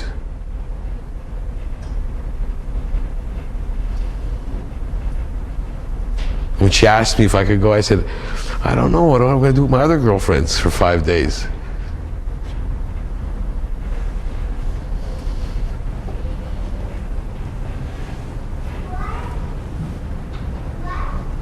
They all want the bad boy, you know that. You've seen that, the Seinfeld episodes. You see it. You ever see bikers?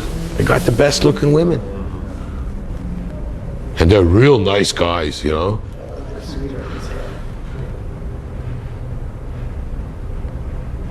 So when a woman asks you that question, are you seeing other women? Do you take the fifth, or do you sometimes say, like you said, I'm not comfortable answering that question, or do you systematically I'm say, yes, seeing lots and lots of women, but the women I'm seeing right now is too good looking to talk about other women. You're gonna give her something that you're gonna be able to walk away with your teeth. Okay. You have to give her a compliment at the same time. That's a woman. You have to know that. You have to know how to compliment a woman, but there's no reason. They want the bad boy. They want to know that other women want you. I incorporate all that in the way I deal with them. If you can do that, fine. If not, Put a price on yourself. well, you know, like, I'm here with 10 of my friends, so they lured you there. I mean, if you think about the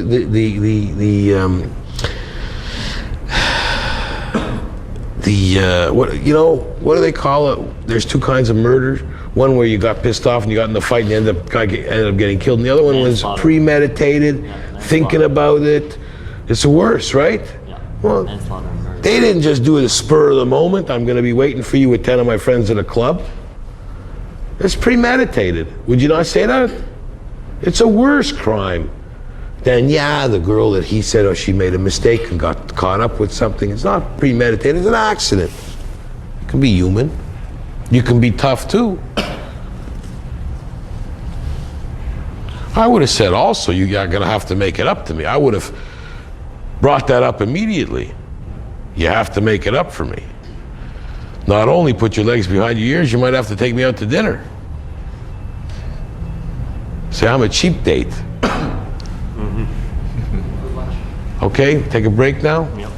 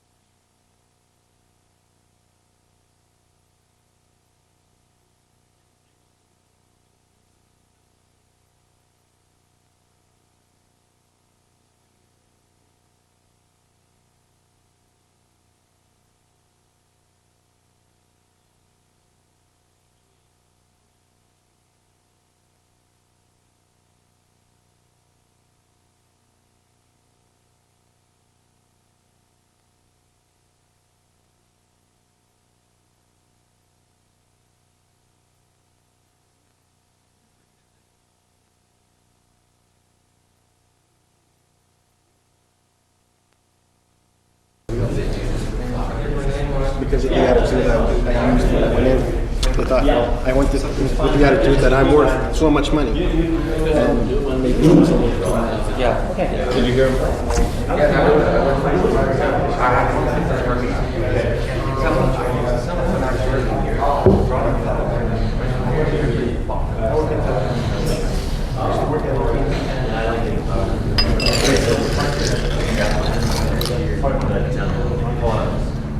He's a fine starter. Okay.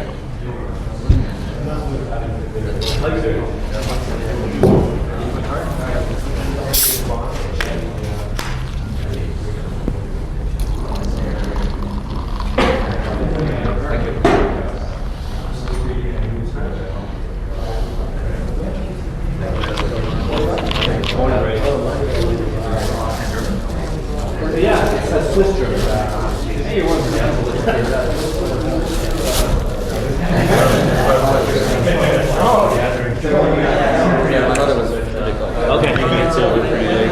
I can't stick around. Glauber's a German name. One of the few people that gets it. In French, they always spell it with a T. What's that? Okay.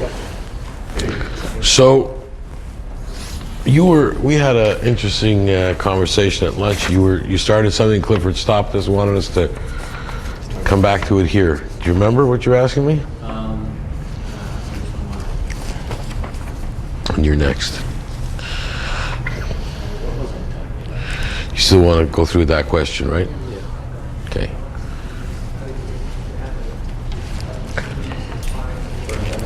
Did you guys have a good lunch? Very good.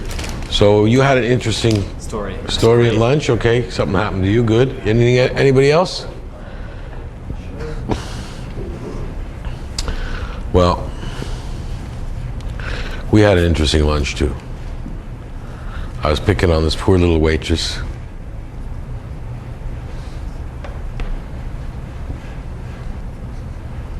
But she confessed to me that she can't cook too well.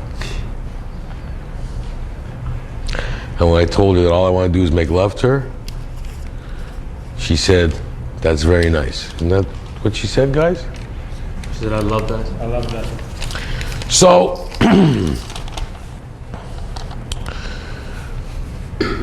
let's go. You don't remember your question. I'm trying to think. Okay, you think about it. Go with yours now. Some place you mentioned that you should have a structure and constantly improve on it all the time, and if something doesn't work, analyze it. Can you elaborate on that? Because I think I have some issues with structure. Yeah, when it comes to structure, I tell you right now, you have to completely destroy what you've believed up until now. Let's start that way, it's easier. Number one, your structure goes by the two first rules are the most important rules there are. Who cares what she thinks, and you're the most important person in a relationship. And the relationship you're looking for, no matter how long or short it is irrelevant. The relationship you're looking for is honesty, trust, and respect. If she won't respect you in the morning, I think you all can live with that. But that's what you want.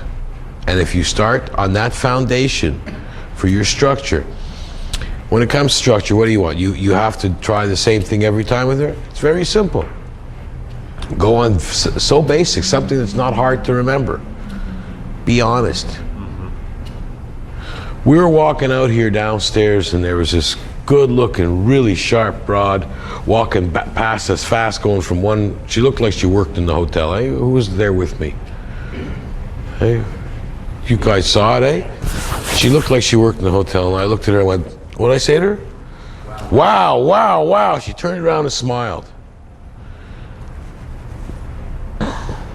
Here's some guy looking at her, telling her she looks wow. She didn't get turned off. No. It's also in the way you do it. It's because I do what I don't find there's a way I do it. I look at her and I go, wow, wow, wow. If you would have said the same words, I did it any differently? Now it would probably work for me because I'd be. I showed them in the restaurant. I follow my structure. I try at all times to try some physical contact. Very pleasant physical contact. I make sure that she knows that I go back. That I decided on when I went back to the caveman, biker kind of thing. They take their woman. But I believe I'm a gentleman.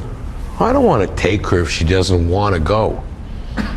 I'll never be accused of rape. I don't have any misdemeanors for abusing women or anything like that. I pride myself, I'm a gentleman. When I ask her to come with me, I don't ask. But I'll show you something. Get up for a second. Get up. Come here. Stand over here. You see, I didn't ask you to get up. I told you to get up. I put my hand underneath you like this and I showed you this. I'm leading you. Leading, yeah. It's not unpleasant. You don't feel like I'm grabbing you or groping at you, but you're totally in my control. Now sit the fuck down. You understand? I'm not being rude about it. I must have touched her in the restaurant a half a dozen times. Would you guys say that? She came over to me. 8, he counted, sorry. And she never pulled away from me once. When I called her to come here beside me, she came right over like a little puppy girl like I liked. I told her I want to make love to her. I told her, and all she said to me was, I'm not really a good cook, you know. What'd she say about lightning bolts behind her head or something? She said something. I don't remember. I don't listen to what she says, but when she said lightning bolts, says the only time you'll see lightning is after I make love to you. Wow. You guys, you were there, right? Yeah. What she gave me the line. I didn't think of lightning bolts. It's like me with the hypnotic voice. You understand? She gave me the line. I don't look or think of a line. I literally, I come up with something I look at her, it's gonna tell me what to say to her. What I'm thinking. You all have the same ability. You're all thinking very similar to what I'm thinking, but you're afraid to say, what's gonna happen? This person who you might never see again in 14 lifetimes in Montreal, in this place here, might think you're a prick or a jerk. Who the fuck cares?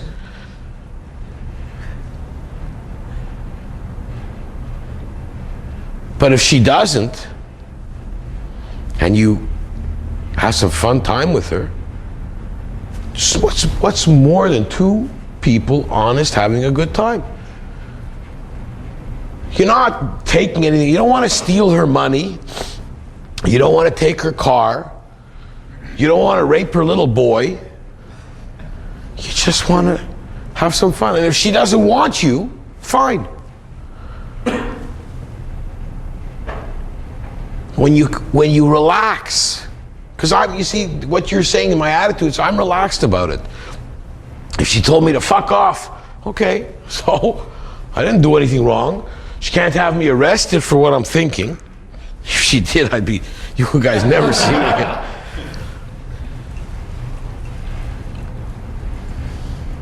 All it is I'm relaxed with what I like myself. I'm not afraid to say anything. I didn't do anything wrong. I'm not gonna walk up to her and say, hey, I'd like to fuck you here on the table. Unless she's that hot and I can't think of anything else, maybe I would say it to her.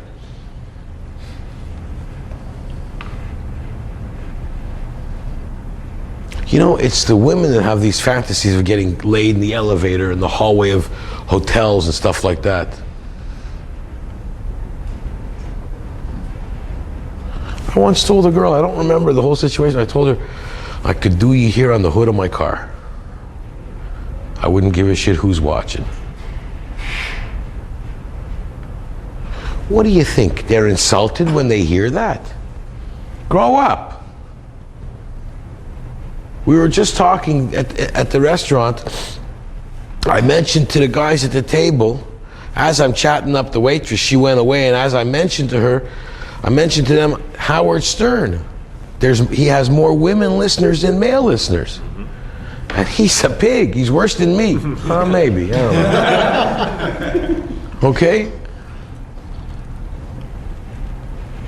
And she comes over in the conversation and goes, yeah, but he's so pleasant about it. And she's agreeing with me. Is that what happened, guys?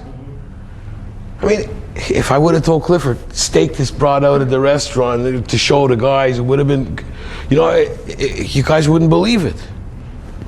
I keep saying, why wouldn't he eat down here? He took me across the street to the hotel there to eat, it's no difference.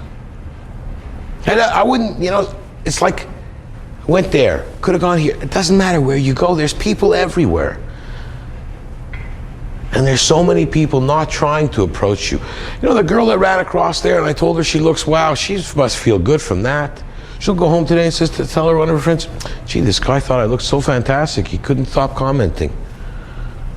They love that kind of thing. I'm not telling you to go and grab her, or rape her, or molest her. Today, the parameters of what you're allowed to do are getting smaller and smaller and smaller and smaller. Rather than try to figure out what you're not allowed to do what you're still allowed to do, for crying out loud.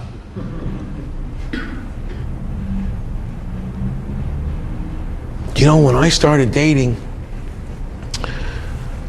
we could pick up a broad, throw her in the car, take her away. Cop would watch you, they'd be laughing. There used to be a very, very predominant joke here in Quebec, okay? And today, only guys like me have even one half of a ball to say it. Why do French Canadian men beat their women? Because they just don't learn. These were the jokes in the old days, eh? Broads. Look at the Rat Pack, okay? The women loved them. They called them all broads. Women love bikers. Women, they love a caveman. They like the ruggedness. They like a guy telling them what direction to go in. That woman, Steinem, that that led the whole revolution with women, okay, wanting to be, you know, dominant. A few years back, she started writing that she regrets her whole life because she did that. She never feels good. She likes to have a relationship where she can feel comfortable with a man. Never had it. It's not natural. They want to feel comfortable with the man. Look at, we were talking about scent, the animal kingdom. Look, perfect. No, there's no perfect example. There's no more perfect example than the lion. The male doesn't hunt. The male has a harem, right? He sits around, cleaning himself, licking his balls all day long. And he's got a fucking harem, and the women hunt for him and cook for him and do everything. What kind of animal do you want to come back as? Hello? Do you know why he licks his balls? Because he can, it's right. But that's what he does all day long. How bad is one of the smartest? Why do you think they call him the king? Hey? Why? How much of a better life can you want? Hey? You have a harem. They all do anything for you. They hunt for you, take care of the kids. You scratch your balls and lick your balls and fart all day long, that's and belch. Tough life. Well, don't you think nature is telling you something? And these women, you know, I like to go out with waitresses. Why? Do you see, you saw how they love to serve you. They love to come over and take care of you. You heard what I said to her? I said to her, if I was your boyfriend you really liked, what would you tell me to order off the menu? That's how I started the conversation. Is that not what I started? Yes.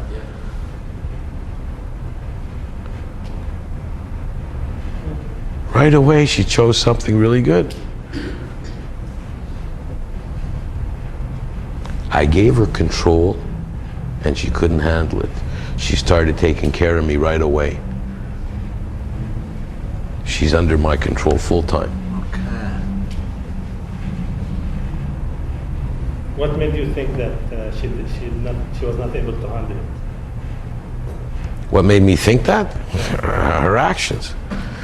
Because I'm being pleasant, I'm not rude. She could have said, listen, if she's there with the thing, she could have said, everything's good. Yeah. No, there was not one. I don't know, choose any, what do you like? You like hamburgers or you like sandwiches? What would you like? I could have thought of 100 other ways for her to answer me, except she opened the menu, went over me, and pointed down there. Okay, exactly.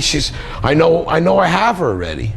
What? Because she's exactly following what I want her to do.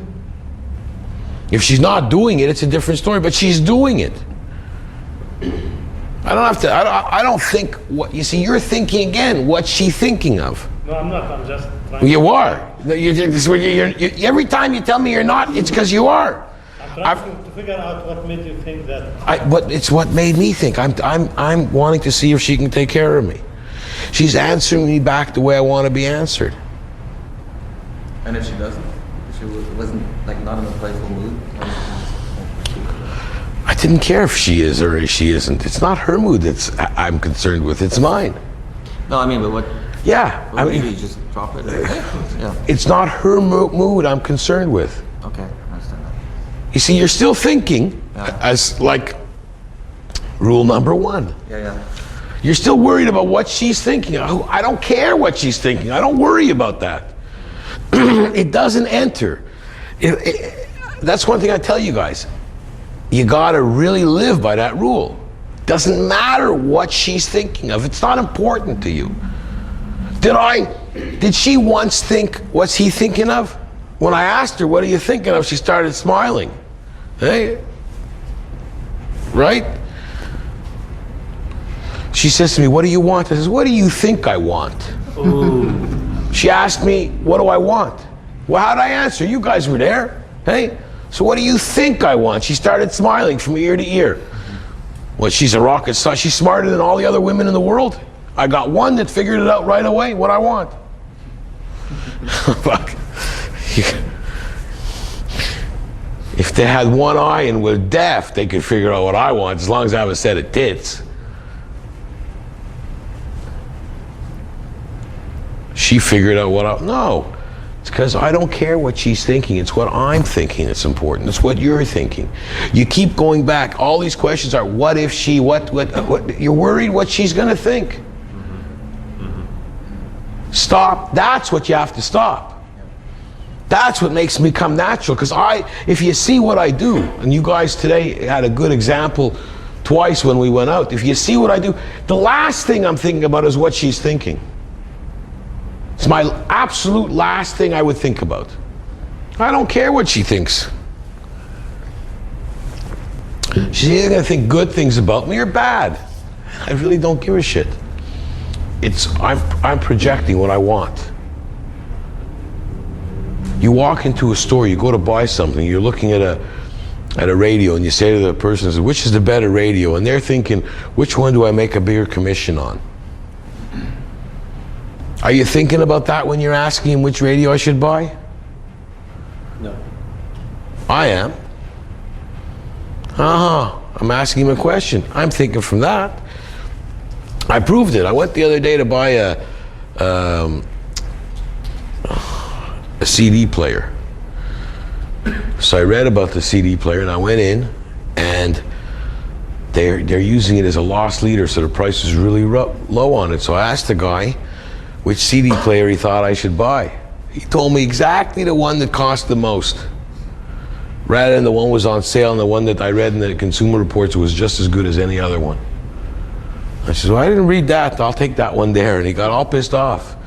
Then he tried to sell me their warranty for a gazillion years. And it's like my friend tells me, he said, by the time it breaks, you're ready for a new one anyway, today with electronics. But that's what he was thinking of. Him, I know what he's thinking of. He wants to make the highest commission. That's what he's there for. But you don't care. No, because if you do your homework like I did, which you should do as a consumer, and if you don't, you're liable to get what you get. You understand? You got to do your homework. You got to know what you want before you go out. Most guys know what they want. You go to a store, I'm buying that thing there. Maybe if another TV is a little better, whatever. But usually you know what you want. But here you are, you see. We didn't have a lot of women to choose from. I chose from the waitress that was there. She wasn't bad looking. Wasn't great. She's on the good looking scale. She doesn't even enter. She's not on the bad looking scale. She's like that limbo kind of thing. after I come, I go, whoa, what was I thinking? You know? That's the kind of girl. But Do you find that there's a difference between the way you treat women that are incredibly good looking from women that are? No. Because there's two kinds of good looking women. There's those who really think they're incredibly good looking. Those who have self-confidence issues. And the ones who think that are going to be very hard to deal with no matter what. That's what I thought. So I don't give a shit. And by being more aloof with women like that, you're better off. Better off. And the women who don't realize they're good looking, that are good looking, Those are the pearls. those are the good ones. Yeah, those are the keepers. Yeah, that's what I thought. Okay. But the ones, and you'll find the ones that think they're really incredibly good looking spend 12 hours in the bathroom. They're better artists. Because actual reality, again, is the male of our species, just like in the animal kingdom, is usually the better looking of the animals. Okay, the female is not as good looking. They have to adorn themselves with all kinds of stuff. I mean, those tits are meant for the fucking kids to suck on. Yeah. They're just fun, you know?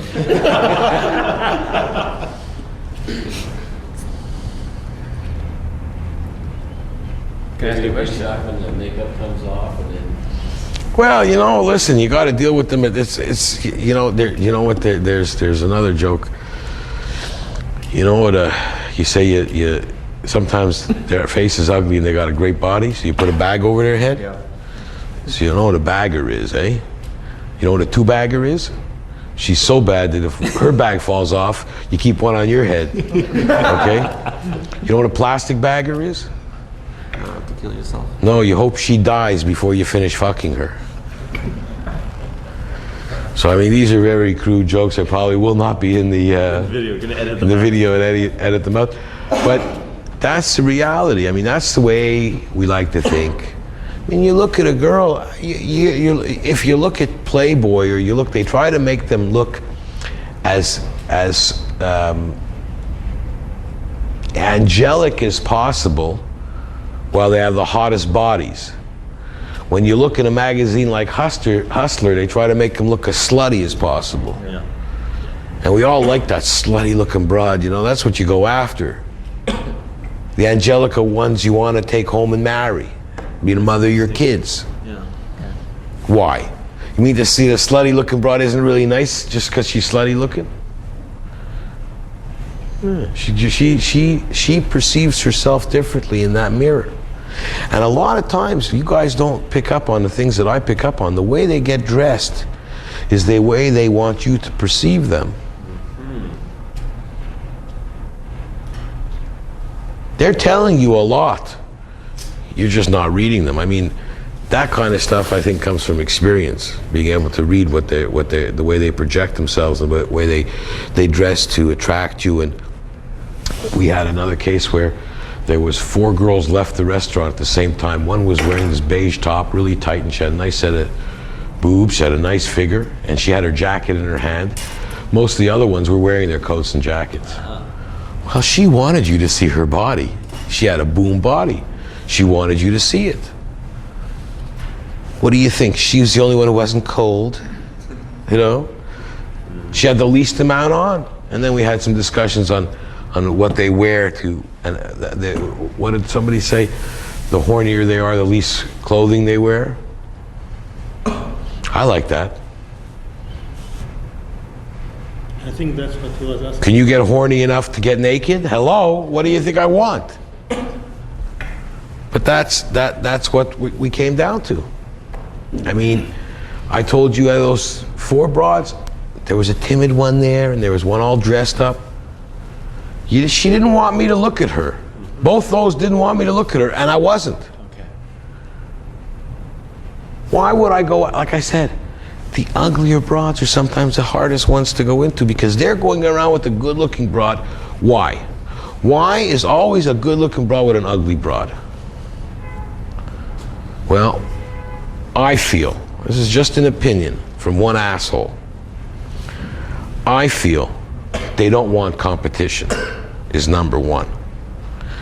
I feel they want to show off, it's number 2. No, they want to show off. Okay? I feel they're never really nice to the ugly broad. If they meet a guy, the ugly broad goes home on a bus, no problemo. Okay? They're using their friends. What do you think they're going to do with you if they get a hold of you? If they're using their friends and they want to be your friend, hello. They're manipulating all the equipment around them for their best ability. I mean, two good-looking girls couldn't be friends? Why not? Why is it always a dog with a good-looking girl? They don't want the competition. Why is always one timid? We saw there, the girls who were paired off, you could see the way they walked and the order they walk. It's very important also if you'll go and you ever go horseback riding? Yep. Okay, you ever go on these trails where the horses are like almost like a train ride, you're sitting behind? If you watch at the hierarchy of the horses,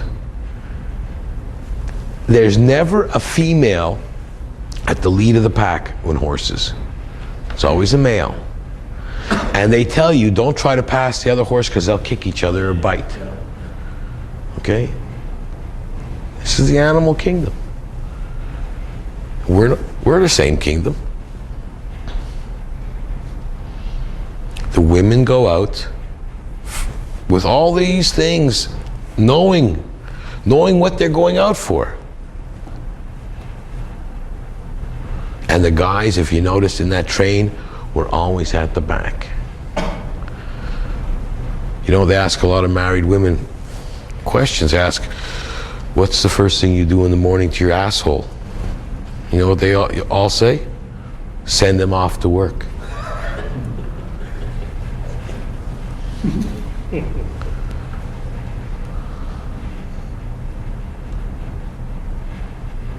I never would jump in the back of a pack if I was with any one of those girls. I'd be holding on to her, make her walk beside me. I don't walk behind them because it's just, I don't walk behind them. Okay. Yeah.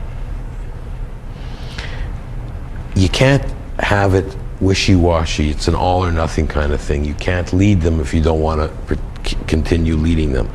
And you can't start to lead them if you're going to peter off later on. You have to continue. Consistency. And they notice that too. If you're not consistent, if they think it's an act, they'll eat you for supper. It's consistency with what you have to do. You have to concentrate. And like I say, think if you don't hit it with this one, you'll hit it with that one or that one or that. You cannot get afraid. And the fear is what brings you into problems.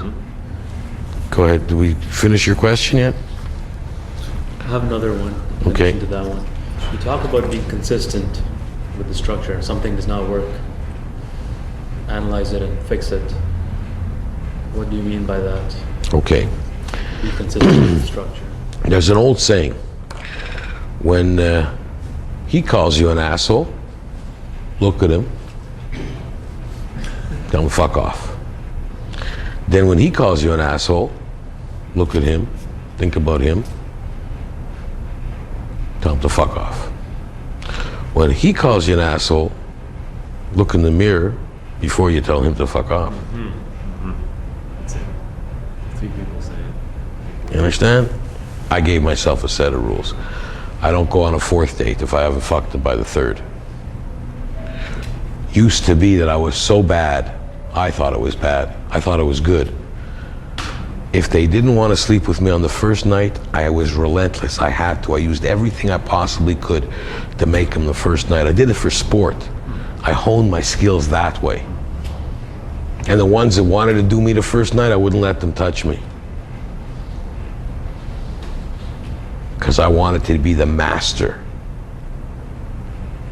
But that I did after I was already into it. Did that take a lot of years to get No, it fell into place. I had met this one girl who read me the riot act. I don't want to discuss my family with you. I'm just very sexually attracted to you, all my innuendo and everything. And if our sexual relation is good, I'd like to keep it like that. I need a safe sex partner. I said to myself, I must be fucking dreaming. This is like perfect. Whenever we want to have sex, if I call you or you call me, if I'm not busy and I like the idea, we'll get together right away. And let's try to accommodate the other person if we have a need. Oh, I like that, I said. Now, what part of this girl don't I like? Let me say, okay. I said, this is your rules. She goes, yes. I go, I can live with that. But what happened was, she wanted to change the rules later on in the relationship. And I said to myself, self, tell her where it's at. I said to her, you made these rules. You didn't ask me if I liked these rules. You made these rules and I accepted them. Now I ain't changing them. They're not negotiable. That's the way it worked. And we broke up. And she was great. But by that time I was seeing 3 or 4 other women. Look, harem, I could talk another 10 hours about having a harem, and having a harem is not easy. Okay? You guys aren't ready for that yet. Okay, it's a lot of work. And also, the honesty comes in to play harder when you have a harem. Harems don't work all the time, and they don't, and the staying power, I found Valentine's Day was the most crucial time with a harem. Sometimes after Valentine's Day, I only had 1 girl left, or none.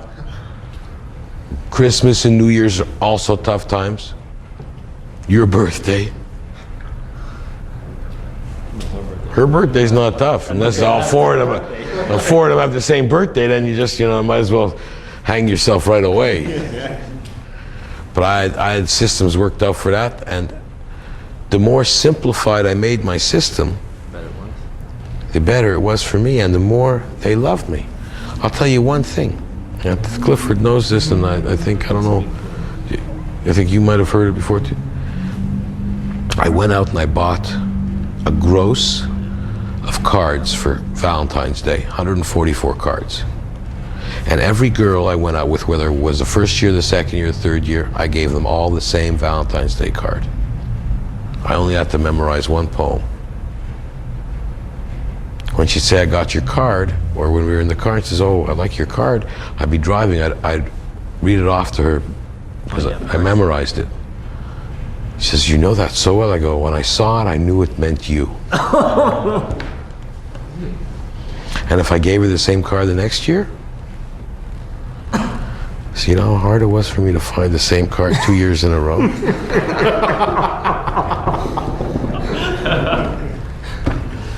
She thought I was the most fucking romantic guy in the world. I was doing it because I was lazy shit. I bought 1 card in 1972.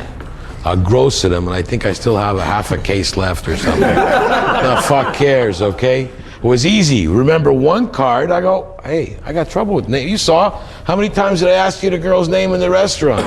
4 or 5. I don't remember. I don't remember. I don't hear what they say. It's so bad that I don't remember their name yet when they tell it to me. Problem with that now. And you told her that. I don't remember your name every time. Yeah, that's it. Yeah. Yeah, but you see, I do things now. I did things when it came to the harem. I only thought of ways to develop that would make my life easier. I didn't worry about them. I knew that by having 1 card, what happens if I go out with her friend the next year? I use that card on your friend, but it only suits you. You can't lose. You only have 1 thing to defend. You don't have 50. Okay, yeah.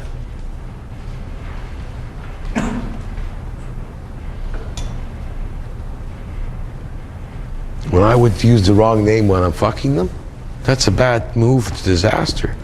When they'd approach me like that and they'd say, you know what, I have to tell you, that was the best girl I've ever had in bed before, and you reminded me of her. I never would let them get on top of me. They're not gonna win. So you think of these situations beforehand? I'm gonna fuck up. I go by, I'm gonna fuck up. Now, if she's, okay, good, you know, I fucked up. I remember the first time I said my ex-girlfriend's name. Susie, my name's Janet. Oh yeah, you're really thinking of me. You must be someone. And she's lacing into me, and don't leave me alone. I'm thinking of, I want to fuck her again. How do I get out of this? You know, and that's all I'm thinking about. And then the next time it happened, I said to myself, it's because you made me think of her. I haven't thought of her in years. You're incredible.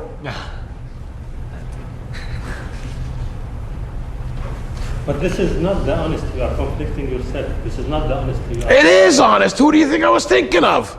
If I said the other one's name. No, the cards. For the cards. It is honest. I never said I went and got this card for you just like I did last year. I asked her a question. Do you know how hard it would be to find the same card again the second year? Don't remember. I know what I said. I never said I went and got this card again for you last year. I says, I make it a question. Do you know how hard, what the odds are I find this card again? I told you, I don't have to tell them everything. I tell them what I want to. I ask them a question. It dissipates all. I didn't tell them that I bought that card. You know what I tell them? I sometimes, hold on. My wife, you know what I told her when I gave her that card? She says to me like this, you got this card for me? I says, no, I actually got that card. I bought a gross of them. I give them to every girl. She never believed me. Like Max, I met this woman outside, and I tried his approach because normally I'd be embarrassed to be not embarrassed to be in a seminar like this, but embarrassed to admit it to a woman that I'm in a seminar. She says, "So what are you here for?" And normally I would have made something up, and I said, "Well, I'm doing this. I'm here for a seminar. This guy is teaching us how to approach women." She never believed me. She said, "Oh, that's a good line." I said, "Isn't it?" And then we just talked. It was great. You see, you don't understand. I don't tell you, let them interrogate you and tell them all the secrets. Whatever you tell them has to be the truth. You can manipulate because they're manipulating. And I tell you, having a harem is a complete different thing completely. You have to be ready for it. Like, most people would think the worst thing in a harem is if one of the girls comes in while you're fucking the other girl. That's actually the best. Okay? That's actually the best. But you are not hiding on any girl that... No, I never told them I don't see other women.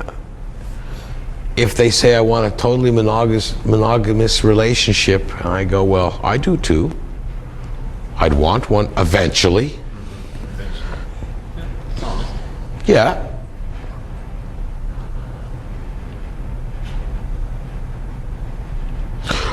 I couldn't go with anybody who's seeing anybody else. Sure. How do you know? How do you know till you've tried? Maybe you're gonna like me enough to go out with me and take any kind of thing I want to give you. That's what I'm banking on. Maybe you're gonna have a good enough time with me. Maybe you're never gonna know. Because I don't really listen to what she says, it's what I think. I have the answers I want. If they don't work, I'm not telling you that every single relationship works and every single situation works. You lose as many as you get. Well, I didn't. I was very lucky. I didn't lose as many as I got. I got more than for me, it was at the beginning when I started to approach women. Anytime things would sours, because when I lost the edge, the aggression, when I backed off a little bit, when I tried to be nicer, tried to be like my father would say, you have to be nice to women. Like I'm not nice to them. Why am I not nice to them? I'm not hurting them. When you go to different states in the United States, the more southern states, these yahoos marry these girls, knock them up, take off on them, never, you know, never help them with child support. I don't want to do that.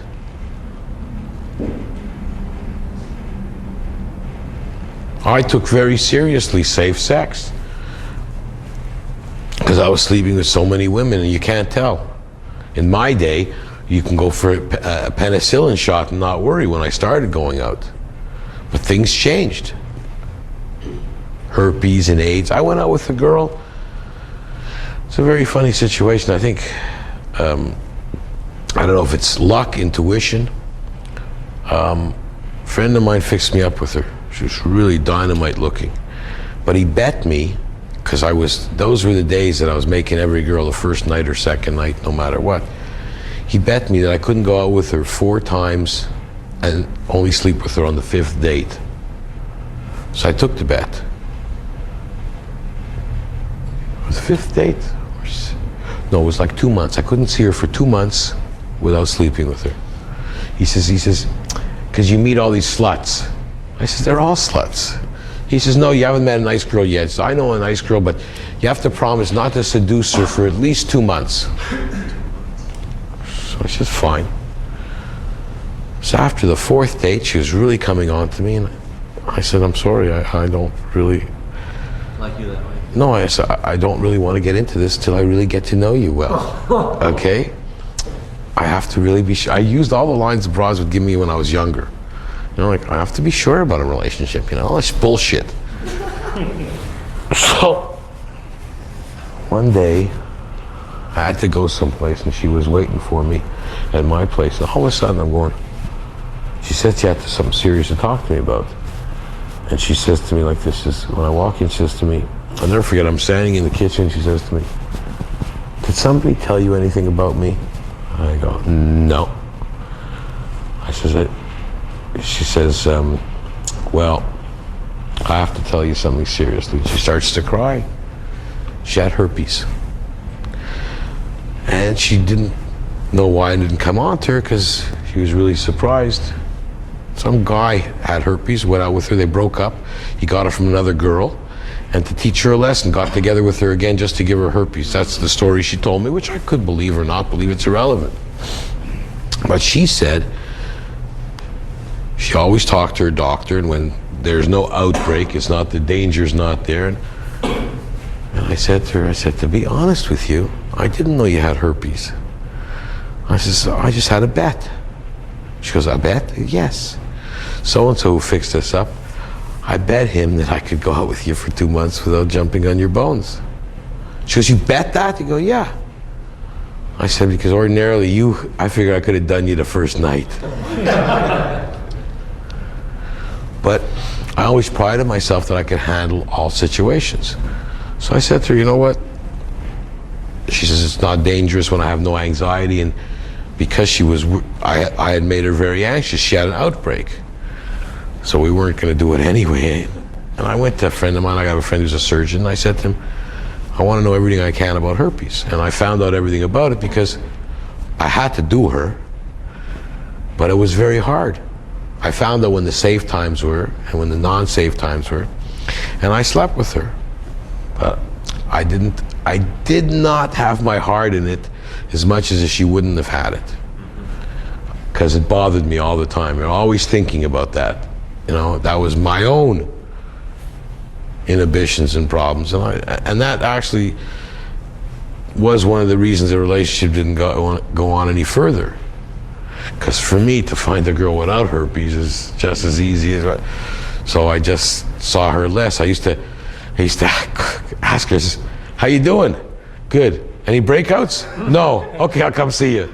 You know? So it wasn't like, and I couldn't help that, you know?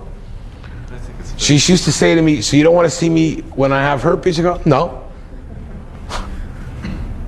Why would I want to? She wasn't that good a cook. But that's the reality of it. Some guys, and she ended up moving to the United States and marrying this other fellow, I guess. I mean, maybe a guy that falls in love with her could handle it. I didn't feel that way, and I didn't push myself into a relationship just to handle it. And I don't want to be no fucking hero, you know. No, I didn't. I tried to deal with it, and I found I was having difficulty, so I went on. It's not what I was looking for. And remember, rule number 2. You're the most important. I'm the most important person in my relationship. And you have to know that. Each one of you guys has to realize, you're not going to meet a girl and put her up on a pedestal. Don't have to buy her dinner. You don't have to buy her. If you want to buy her, hey, I see nothing wrong with going downtown to a prostitute and getting your rocks off. You know exactly what it costs, you know exactly how long it's going to take, and it's over when you leave. No more commitments, no more questions, it's over. If you want to do it that way, fine. If you want to chase after this slut that's shaking her ass in your face, and you got to take her out for dinner and buy her this and chase after her there and take her there and spend lots of money on her, and you don't get laid, you only get frustrated. Well, hello. Paying to get frustrated. I feel myself at times with the girls that I desire, that if I lose that pain. Maybe you don't, you know, I definitely believe there's certain people who don't want to have a good relationship, only like to suffer. This is what I'm thinking these days, you know. If I'm with a girl that I'm not interested in, I have absolutely no problem. If I'm interested in a girl, it's a totally different story. So I'm thinking like... Well, maybe you should sit down and analyze the way you're thinking with a girl you're not interested in and the way you're thinking with the girl you're interested in. Because you're obviously thinking one way for one and the other way for the other. I'm thinking the wrong way. Exactly, or switch to the thinking, or use one thinking for both, and see what happens. Try that. You know, you're telling me exactly where the problem is. How do you want me to respond to that? Yes, you're right. About the solution, which I already thought of. But exactly, you're telling me the solution too. It's not integrating. Like, no, you're telling. You know what? It's like telling me that when I have a flat tire, you know, I call it the stupid question club. You got a flat tire? When the tire's flat, everybody sees it's flat. I don't have to, you have to ask that question. You're asking me, you got a flat tire? Yeah. Yeah, you're telling me, I'm thinking about the one that I don't like the way I should, and the one that I like, I don't think the right way. Okay. How do you want me to respond to that? No, you are telling me something that I already know. Exactly. Alter your thinking, but what I'm saying to you is, the problem always is the one that you what do you think about? What is she, the Queen of England? Pedestal. She's the Queen of England? I could be the Queen of England because I'm not interested in Yeah, yeah. What was this girl's name downstairs at the restaurant? Victoria. Victoria. Queen Victoria. I didn't put her on a pedestal. I had her down about this far. Okay? And I told her that. And then, these guys asked me, how do I get her phone number? Yeah, so. You saw how I was it? No, so shut up, okay? How would you get her phone number? I told them I don't need her phone number. I can get it anytime I want, and I had no problem. You didn't see that. These guys saw that.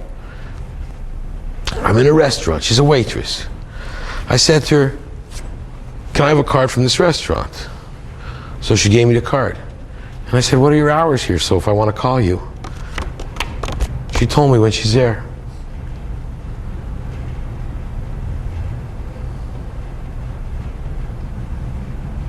What do I need to ask her for her phone number for her to think, should I or shouldn't I? I told her to get me the card. The guys heard. So can you get me a card from this restaurant? At the same time, you make it clear that it's not just because you want it. Oh no, when she came back with the card, after I had the card in my hand, says, so what are your hours here? Because I can call you here anytime. That's it. I didn't ask her for anything. I took what I want. And I'm not a pervert. She was like smiling to give me the information. You ask them, I tell people you have to ask them questions, because if I'm going to tell you to go and take that embankment over there, you'd like to try to find out. That's what reconnaissance is. You want to find out, are there landmines? Is there barbed wire? Is there a machine gun post over there? Try to get the information you need from her. They give it up so easily if you're smart.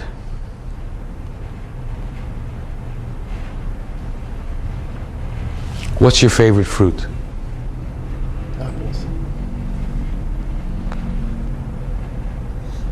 I've never eaten apples over a woman yet. I've never eaten apples off of a woman yet. They usually say strawberries or, I go, I've eaten strawberries off somebody's before. Whipped cream, but not apples.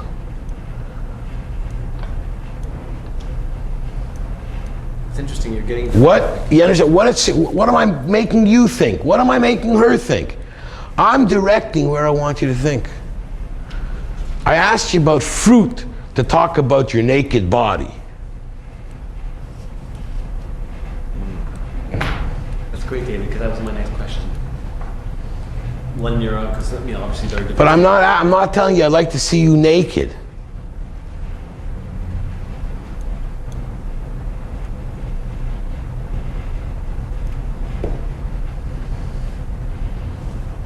What's your favorite vegetable? I'm afraid of saying it. Say it. Whatever. Potatoes. You know what? I think you probably like cucumbers better. If I was making the salad. Ooh. Yeah. There's nothing that you can't use if you just think. Where do you want to lead her? You want to talk about penises?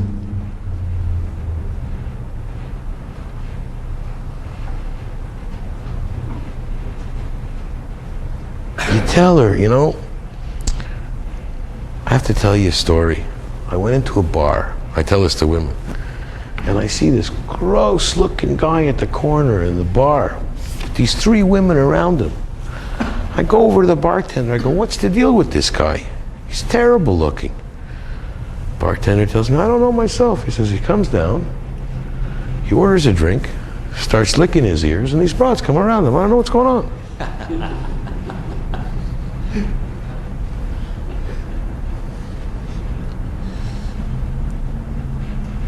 And then, God forbid, she says to me, what do you mean? Or that's a gross joke. By asking her, telling her jokes like this, you can see where her level is, where her sense of humor is. It gives you something to, oh, was that in poor taste? Or do you taste poor? You direct it. You're the one leading. Bring it to where you want to go.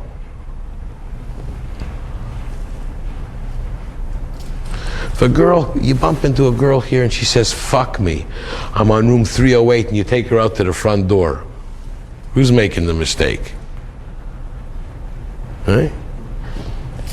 I know a guy went to a hotel in the States. He meets a girl at the bar and he's with a friend, so she says to him, I'm in room 206. So he goes back to his room and he calls her all night and she doesn't answer the phone. He says to me, I don't know what's wrong. So she told you she's in 206, why didn't you go there and knock on the fucking door? I wanted to call her, ask her permission.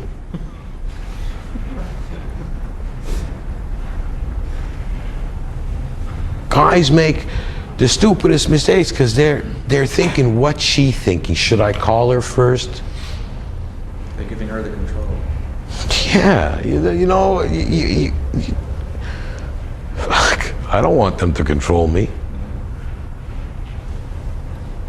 You're not letting yourself, you have all the ammunition and weaponry around you.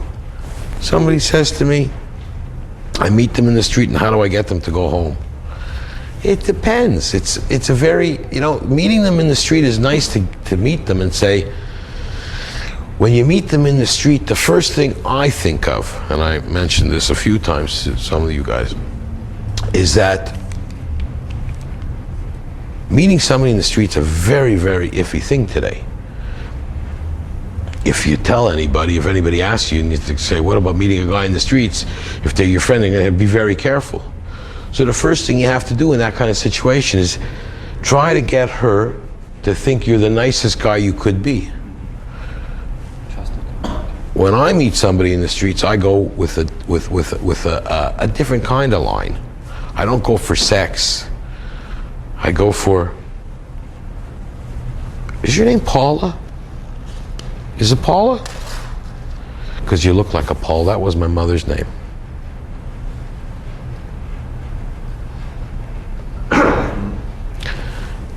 You understand? You want to come off. You're not the fountain pervert who wants to jump on her bones and drag her around the corner and rape her.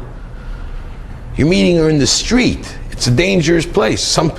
Look, in New York City, try to talk to a broad on the street. Yeah. They're trained since they're born not to ignore you and keep walking. Hey? The different cities you go to, if you go up here in northern Quebec, like I said, there you don't have to worry. Yeah. They're right beside you 10 minutes later, you know? But the bigger cities, they're fearful.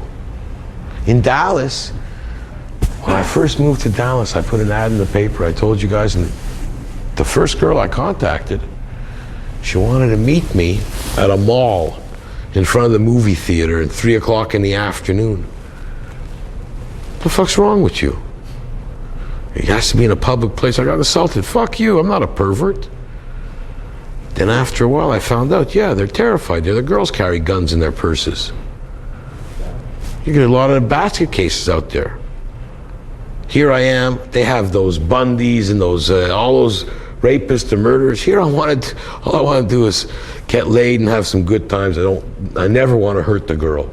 But they gotta know, I'm not the only idiot out there. There's some guys that are dangerous. Like this guy who called me, he's stalking a girl. You know, I'm not gonna get any advice from me on stalking her. The last thing I would do, if you don't want to know me, there's a gazillion of them out there. The girl that's giving you the hardest time, walk away from her. Go over to her and say, you know, you probably know me better than anybody else. Could you fix me up with one of your friends? Right away, you're dissipating everything she's trying to do to you. You can't fight if there's some bitch who's got your number. I mean, you guys all must know bitches. There's no way. When they get their claws out, get out of the way. You have to dissipate that anger. If there's 3 girls in a group and one is after you, you got to get that one. Because she's probably the strongest or the ugliest.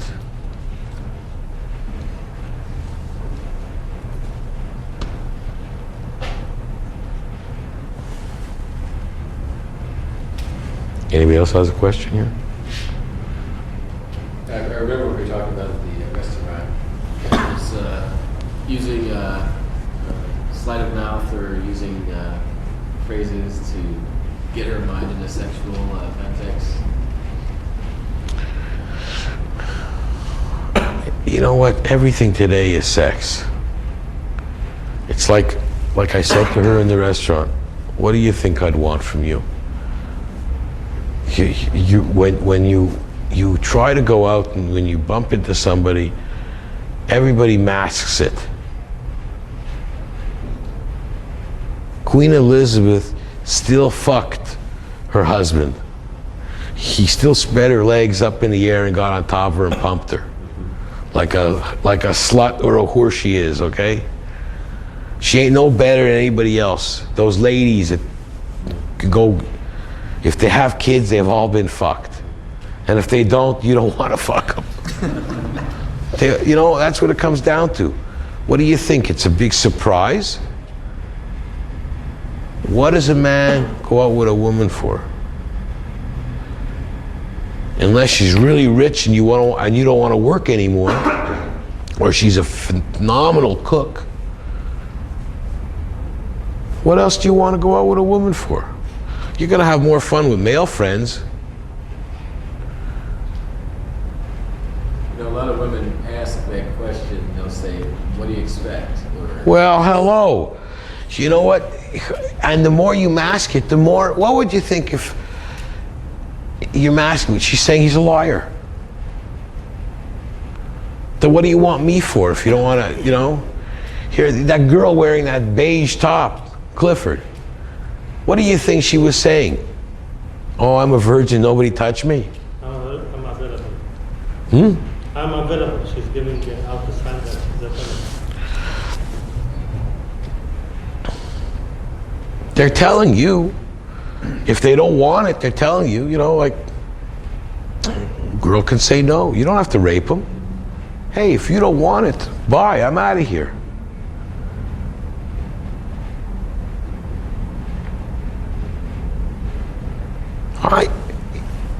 To get further into this thing, which we could never stop. There's each relationship you have to dissipate. Their best lines are, what do you want out of this relationship? It's a very tough question. Not for me. I go, I'm still on the first.